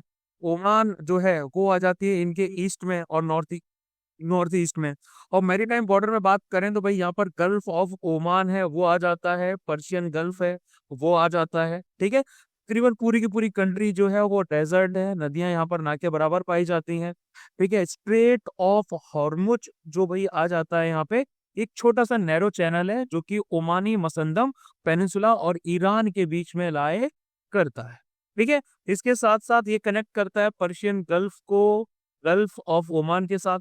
ट्रॉपिक ऑफ जो कैंसर है वो आपकी UAE से पास करती है, खासकर अबू धाबी एमिरेट के थ्रू। और इसका जो हाईएस्ट पॉइंट है उसको कहते हैं जेबल Jais mountain.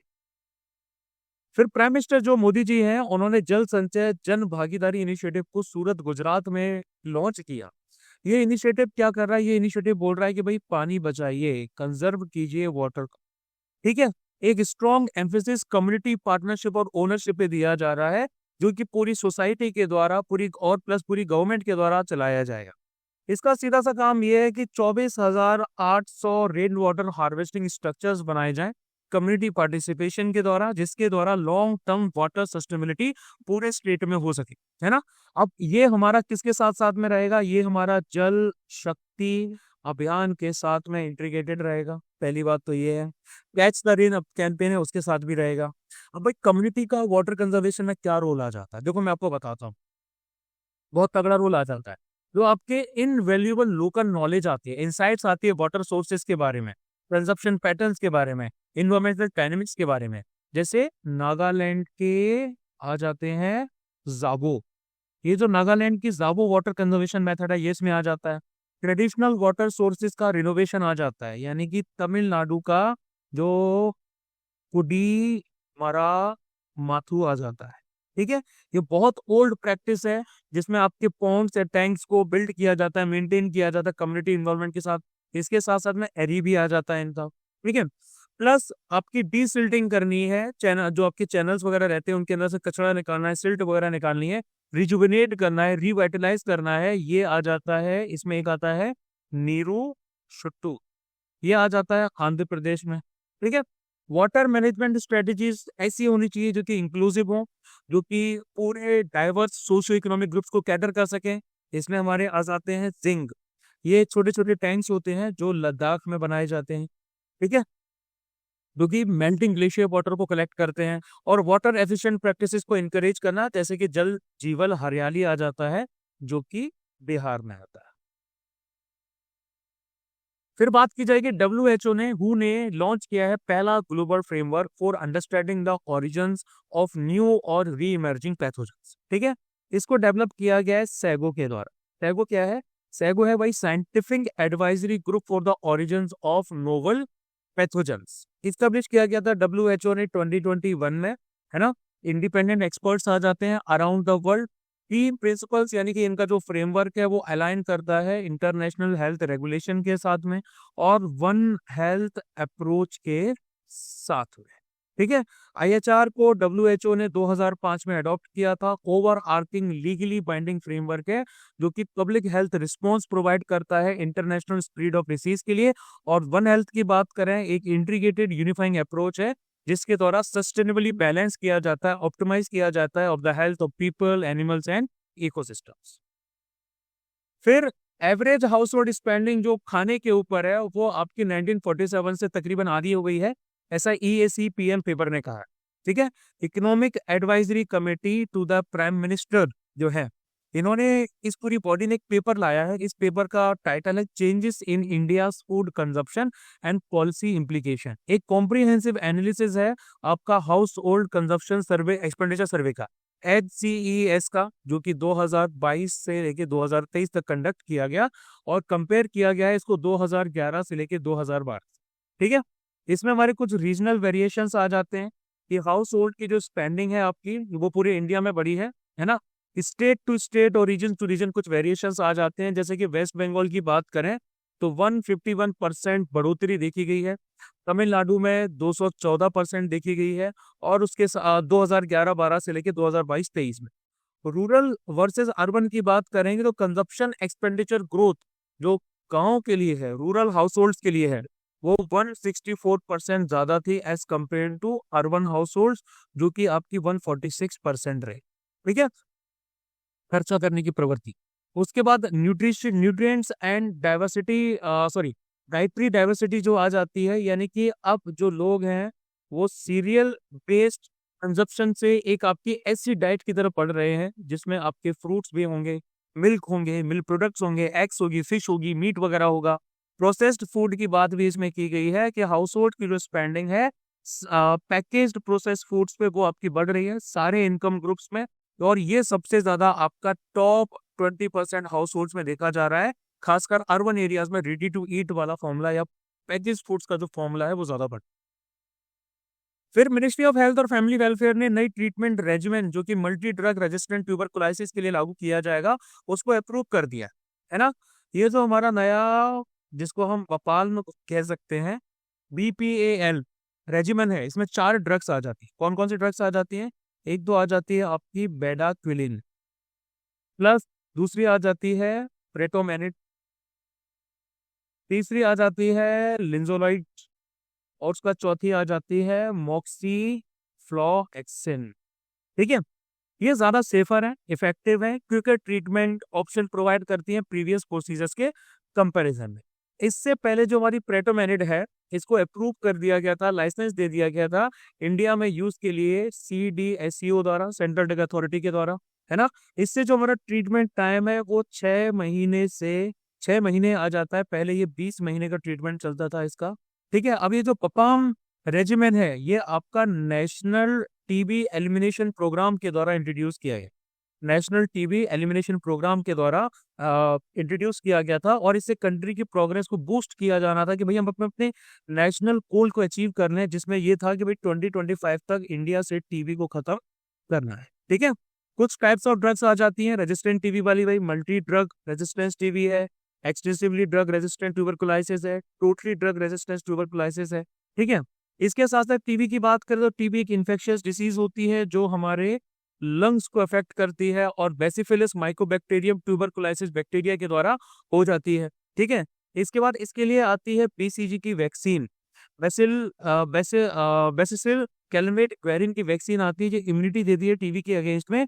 India TB report 2024 के हिसाब से 25,52,000 नोटिफाइड टीबी पेशेंट्स हमारे देश में 2023 के हिसाब से है। फिर हम बात करेंगे कॉलेजियम सिस्टम की और जुडिशियल रिव्यू की, कि सुप्रीम कोर्ट ने ये रूलिंग दी है कि हाई कोर्ट के जो चीफ जस्टिस होते हैं वो इंडिविजुअली जजेस के अपॉइंटमेंट को रिकंसिडर नहीं कर सकते, और ये कलेक्टिवली कॉलेजियम सिस्टम के द्वारा किया जाना चाहिए।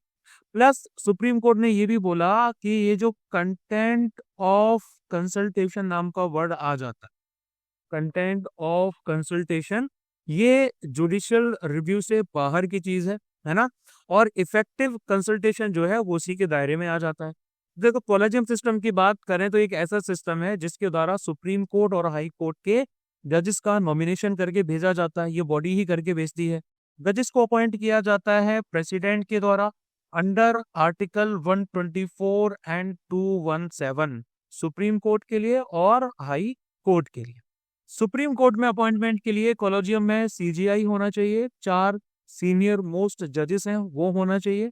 हाई कोर्ट में अपॉइंटमेंट के लिए कॉलेजियम आपका जो रहता है इसमें चीफ जस्टिस होना चाहिए उस पर्टिकुलर हाई कोर्ट के, 2 सीनियर मोस्ट जजेस होने चाहिए उस कंसर्न हाई कोर्ट के, और सुप्रीम कोर्ट के कॉलेजियम्स के लिए आपका क्या है, सॉरी, जो सुप्रीम कोर्ट का भी कॉलेजियम इसमें रहता है इसमें आपका सीजीआई रहना चाहिए और 2 सीनियर मोस्ट जजेस रहना चाहिए जो कि उस कंसर्न स्टेट के हाई कोर्ट के साथ में डील करें। फिर बात की जाएगी food and agriculture organisation FAO की, फूड प्राइस इंडेक्स एफएफपीआई की। ठीक है, तो रिसेंटली जो बेंचमार्क आपका आया है वर्ल्ड फूड कमोडिटी प्राइसेस के लिए डिक्लाइन कर गया है मार्जिनली अगस्त 2024। एफएफपीआई की बात करें तो इसको 1996 में इंट्रोड्यूस किया गया था एज अ पब्लिक गुड, ताकि इससे मॉनिटरिंग किए जा सके डेवलपमेंट्स में जो कि ग्लोबल एग्रीकल्चर कमोडिटी मार्केट्स में आ जाते हैं। यानी कि ये एक ऐसा मेजर है जिसके द्वारा मंथली चेंजेस को देखा जाता है जो कि इंटरनेशनल प्राइसेस में होते हैं for a basket of goods commodities, कोई भी सामान है उसमें कितना चेंज आ रहा है। ठीक है, इसके अंदर 5 कमोडिटी ग्रुप्स का एवरेज लिया जाता है। ठीक है, उनके प्राइस इंडाइसिस को देखा जाता है, उनका एक्सपोर्ट का शेयर कितना है हर ग्रुप का वो भी देखा जाता है।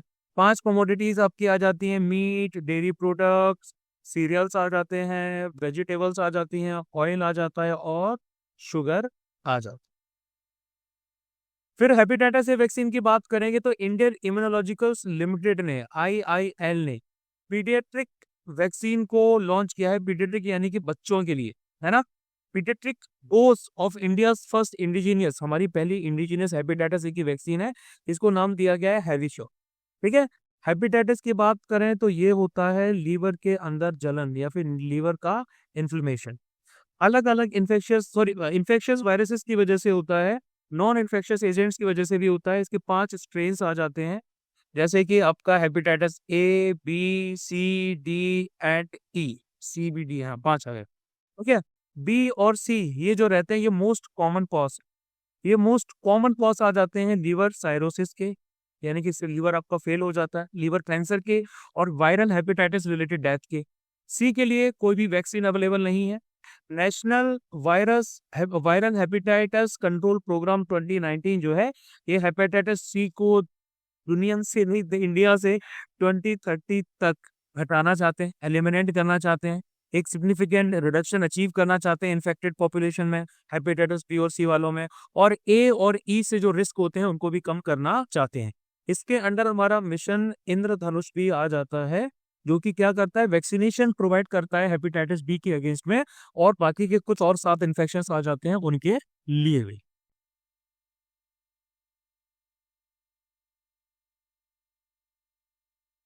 उसके बाद क्या होता है कि यूनाइटेड नेशंस के वर्ल्ड मेट्रोलॉजिकल ऑर्गेनाइजेशन WMO ने 4th एनुअल एयर क्वालिटी और क्लाइमेट बुलेटिन को लॉन्च किया है। क्लाइमेट बुलेटिन आपका स्टेट ऑफ एयर क्वालिटी और उसके कनेक्शंस को देखेगा, जो कि क्लाइमेट चेंज से रिलेटेड आ जाते हैं। इसमें कुछ की फाइंडिंग्स है कि भाई ग्लोबल PM2.5 का कंसंट्रेशन की बात की गई है। यूरोप और चाइना, इन्होंने लोअर PM2.5 का पॉल्यूशन दिखाया है, जबकि नॉर्थ अमेरिका प्लस इंडिया, यहाँ पर एंथ्रोपोजेनिक एक्टिविटीज, ह्यूमन एक्टिविटीज की वजह से ज्यादा लेवल आए हैं। यानी कि वो पर्टिकुलेट मैटर जो कि 2.5 माइक्रोमीटर से भी कम साइज के रहते हैं डायमीटर में, उनको PM2.5 कहा जाता है। ग्लोबल पर्टिकुलेट मैटर हॉटस्पॉट्स की बात करें तो उसमें एग्रीकल्चर एरियाज आ जाते हैं, सेंट्रल अफ्रीका के, पाकिस्तान के, इंडिया के, चाइना के, और उसके साथ साथ में south east Asia. Particulate matter का क्रॉप्स पे क्या फर्क पड़ता है, तो भाई क्रॉप की ईल्ड जो है वो 15% तक कम हो जाती है। क्यों? क्योंकि सनलाइट जो है वो आपकी पत्तों तक नहीं पहुंच पाती। इसके साथ साथ एरो बायोलॉजी में एडवांसमेंट्स की बात भी कही जा रही है कि नई टेक्नोलॉजीज जो है उससे real time bio aerosol monitoring की जा सकती। क्या होता है ये एरोबायोलॉजी की स्टडी? आपकी एयरबॉर्न जो बायोलॉजिकल पार्टिकल्स होते हैं या बायो एरोजोल्स होते हैं, उनकी मूवमेंट को देखा जाता है, उनके इम्पैक्ट को देखा जाता है ह्यूमंस पे, एनिमल्स पे और प्लांट हेल्थ पे, जैसे कि bacteria, fungal spores, pollen grains, viruses वगैरह। फिर इंडिया की मिलिट्री डिप्लोमेसी जो है वो आपकी कंसेक्यूटिव एक्सरसाइजेस के साथ बढ़ती चली जा रही है, यानी कि इसको डिफेंस डिप्लोमेसी कहा जाता है। इसमें फॉरेन पॉलिसी ऑब्जेक्टिव्स को अचीव किया जाता है, पीसफुल डिप्लॉयमेंट किया जाता है, डिफेंस रिसोर्सेज का, कैपेबिलिटीज का, प्लस भाई आपकी अलग अलग एक्सरसाइजेस की जाती है। वैसे हमारी एक्सरसाइज आ जाती है युद्ध अभ्यास।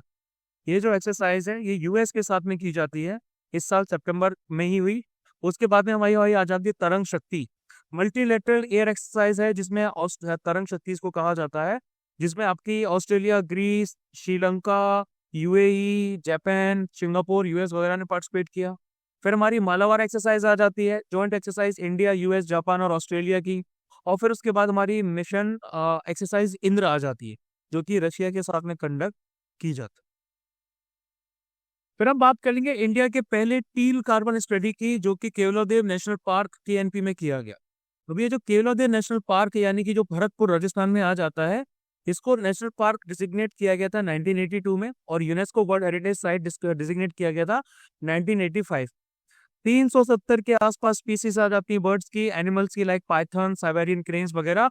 और इसको रामासर कन्वेंशन में भी इंक्लूड किया था, यानी कि ये हमारा मॉन्ट्रियक्स रिकॉर्ड में आ जाता है 1992 में, क्योंकि वाटर शॉर्टेज यहाँ पर है, यहाँ पर अनबैलेंस्ड ग्रेजिंग रिजाइम है, जानवर जो है इधर उधर चरते हैं इसकी वजह से। लेकिन हम बात करेंगे टील कार्बन की। इस स्टडी के द्वारा ये डिपिक्ट किया गया है कि जो टील कार्बन की पोटेंशियल है एक ऐसे टूल के तौर पे जिससे क्लाइमेट चेंज को कम किया जा सकता है ना, अगर एंथ्रोपोजेनिक पॉल्यूशन जो है वेटलैंड्स में कंट्रोल किया गया तो। इसके स्टडी से ये भी पता चलता है कि जो मीथेन के बढ़े हुए एमिशंस हैं उनको भी कम किया जा सकता है, अगर आपका एक स्पेसिफाइड टाइप का बायोचार जो है वो यूज किया जाए, यानी कि ये चारकोल का एक फॉर्म होता है। अब ये टील कार्बन जो है, इसका मतलब ऐसा कार्बन जो कि आपका स्टोर्ड है, कहाँ स्टोर्ड है? Non tidal fresh water wetlands में, है ना। इसके द्वारा क्या होता है? कार्बन सिक्विस्ट्रेशन होता है वेजिटेशन में, माइक्रोबियल बायोमास आता है, डिजॉल्व्ड और पार्टिकुलेट ऑर्गेनिक मैटर आता है। तो टील कार्बन एक कलर बेस्ड टर्मिनोलॉजी है, जिसके द्वारा ऑर्गेनिक कार्बन का क्लासिफिकेशन किया जाता है उसके फंक्शंस और लोकेशंस के द्वारा, rather than it's physical properties. ठीक है। इसके साथ साथ आपका ब्लैक और जो ब्राउन कार्बन आता है उसमें वो आपका प्रोड्यूस किया जाता है इनकम्प्लीट कंबशन के द्वारा। ये आपका ब्लैक कार्बन है, ब्राउन कार्बन है, ग्रे कार्बन है, रेड है, ये आपका इनकम्प्लीट कंबशन के द्वारा जो ऑर्गेनिक मैटर का, चारकोल का, पेट्रोलियम का होता है उसके द्वारा होता है, जिससे आपका ग्लोबल वार्मिंग बढ़ती है। लेकिन ये जो पर्पल, ब्लू और टील और ग्रीन है ये आपके कुछ इस तरीके से नहीं आते। फिर हम बात करेंगे स्वच्छ वायु सर्वेक्षण अवार्ड 2024 की। अवार्ड्स आपको दिए गए सूरत को, जबलपुर को भी दिए गए, जबलपुर में तो भाई हवा बहुत साफ है। आगरा को भी दिए गए कैटेगरी 1 में। इसके साथ साथ फिरोजाबाद, अमरावती और झांसी को कैटेगरी 2 में, रायबरेली, नालगोंडा और नालागढ़ को दिए गए कैटेगरी 3। इन अवार्ड्स की बात करें तो ये इन्वायरमेंट मिनिस्ट्री ऑफ इन्वायरमेंट का इनिशिएटिव है, जो सिटीज को रैंक करता है कि उनका सिटी का एक्शन प्लान कैसा है, एयर क्वालिटी कैसी है ना। तो 130 national clean air programme cities को इसमें रैंक किया जाता है।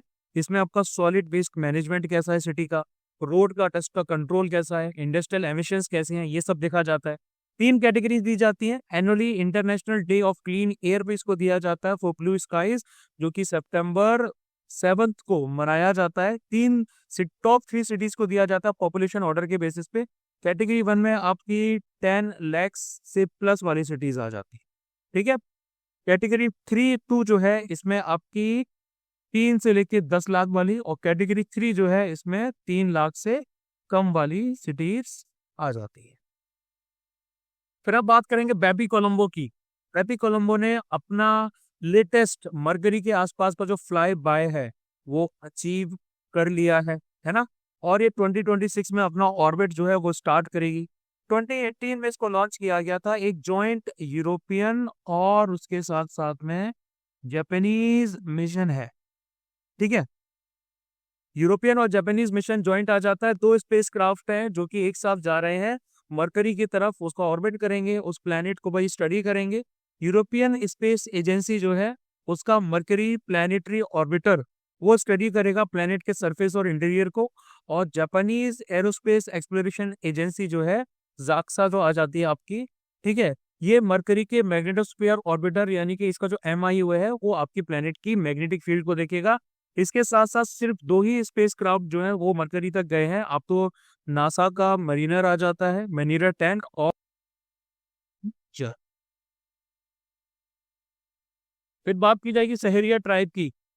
तो रिसेंटली के केसेस पाए गए हैं जिसमें माल नरिश्ड बच्चे सहेरिया ट्राइब में पाए गए हैं। और ये आ जाता पूरा मामला हमारा परन डिस्ट्रिक्ट का, जो कि पड़ती है राजस्थान, ठीक है। सहेरिया हमारे PVTGs में आ जाते हैं, पर्टिकुलरली वनरेबल ट्राइबल ग्रुप्स में आ जाते हैं, जो कि पाए जाते हैं MP में, UP में और राजस्थान। PTGs वो particularly tribal vulnerable tribal communities आ जाती हैं जो या तो डिक्लाइन कर रही हैं या इनकी पॉपुलेशन स्टैग्नेंट है, बढ़ नहीं रही है, जो हमारी प्री एग्रीरियन टेक्नोलॉजी यानी कि पुरानी चीजों को इस्तेमाल करती है एग्रीकल्चर के लिए। इकोनॉमिक बैकवर्डनेस है, लिटरेसी बहुत कम है ना। ये सेपरेट बस्तियों में रहते हैं गाँव के आसपास, जिसको कहा जाता है सहाराना, ठीक है। एग्रीकल्चर करते हैं ये लोग, माइनर फॉरेस्ट प्रोड्यूस जो है उसको इकट्ठा करते हैं, इस तरह से जीवन यापन करते हैं। उसके बाद बात करेंगे नासा के 2 एस्ट्रोनॉट्स आ जाते हैं जो कि इंटरनेशनल स्पेस स्टेशन पे फॉल्टी प्रोपल्शन सिस्टम की वजह से अटके हुए, है ना। कौन कौन आ जाता है? एक तो आ जाती है भाई हमारे भारतीय मूल की सुनीता विलियम्स, और दूसरे जो है इनका नाम है बैरी विल्मोर, ठीक है। ये इंटरनेशनल स्पेस स्टेशन पे आपके अभी रहेंगे 8 मंथ से ज्यादा समय इनको जो है वो क्या बोलते हो जाएगा एक फॉल्टी प्रोपल्शन सिस्टम के लिए, जो कि बोइंग के स्टार लाइनर स्पेस क्राफ्ट में है। ये क्यों हुआ है? ये हुआ है भाई हमारा हीलियम में लीक की वजह से, जिसके द्वारा इसरो का पास्ट मिशन यानी कि चंद्रयान 2 भी अफेक्ट हुआ था। हीलियम आप सबको पता है ग्रुप 18 में आता है, नोबल गैसेस को बिलोंग करता है पीरियडिक टेबल में। सेकेंड लाइटेस्ट एलिमेंट है हाइड्रोजन के बाद में, कलरलेस है, ऑर्डरलेस है, टेस्टलेस है, इसका लो बॉइलिंग पॉइंट होता है। इसके साथ साथ इसका फ्रीजिंग पॉइंट भी जो रहता है आपका वो लो ही रहता है, किसी भी नॉन सब्सटेंस में इसका सबसे लो रहता है। रॉकेट्स में यूज किया जाता है फ्यूल टैंक्स को प्रेशराइज करने के लिए, स्टडी फ्लो ऑफ फ्यूल को मेंटेन करने के लिए, कूलिंग सिस्टम्स में यूज किया जाता है, ठीक है। अब इसका एटॉमिक साइज भाई बहुत बहुत छोटा होता है, तो इसी की वजह से ये लीक बहुत आराम से कर जाता है। फिर बात की जाएगी नीलगिरी माउंटेन रेलवेज की। तो नीलगिरी माउंटेन रेलवे का जो रीडेवलपमेंट किया जा रहा है, ये किया जा रहा है अमृत भारत स्टेशन स्कीम के अंडर में। इससे इसकी हिस्टोरिकल और आर्किटेक्चरल वैल्यू जो है वो थोड़ी सी खत्म हो सकती, थोड़ी नहीं ज्यादा भी हो सकती। इसको पहली बार 1854 में प्रपोज किया गया था, 1908 में इसको बनाया गया। 46 किलोमीटर का लंबा मीटर गॉज स्ट्रेच आ जाता है। ये मीटर गॉज का भाई स्ट्रेच हमारा 1 मीटर का इसका डिस्टेंस है पटरियों के बीच में। सिंगल ट्रैक रेलवे है जो कि तमिलनाडु में आ जाता है। इसके दौरान 19th सेंचुरी की जो टेक्नोलॉजी यूज की जाती है, यूनिक रैक है, पिनियन ट्रैक्शन है, स्टीप ग्रेडियंट्स है, ये सब यहाँ पर यूज किया जाता है। 2005 में इसको यूनेस्को ने वर्ल्ड हेरिटेज साइट के तौर पे डिजिग्नेट किया था। ठीक है, वर्ल्ड हेरिटेज साइट के तौर पे। और इसके साथ साथ दार्जिलिंग हिमालयास को भी किया जा चुका है, हिमालयन रेलवे को भी किया जा चुका है।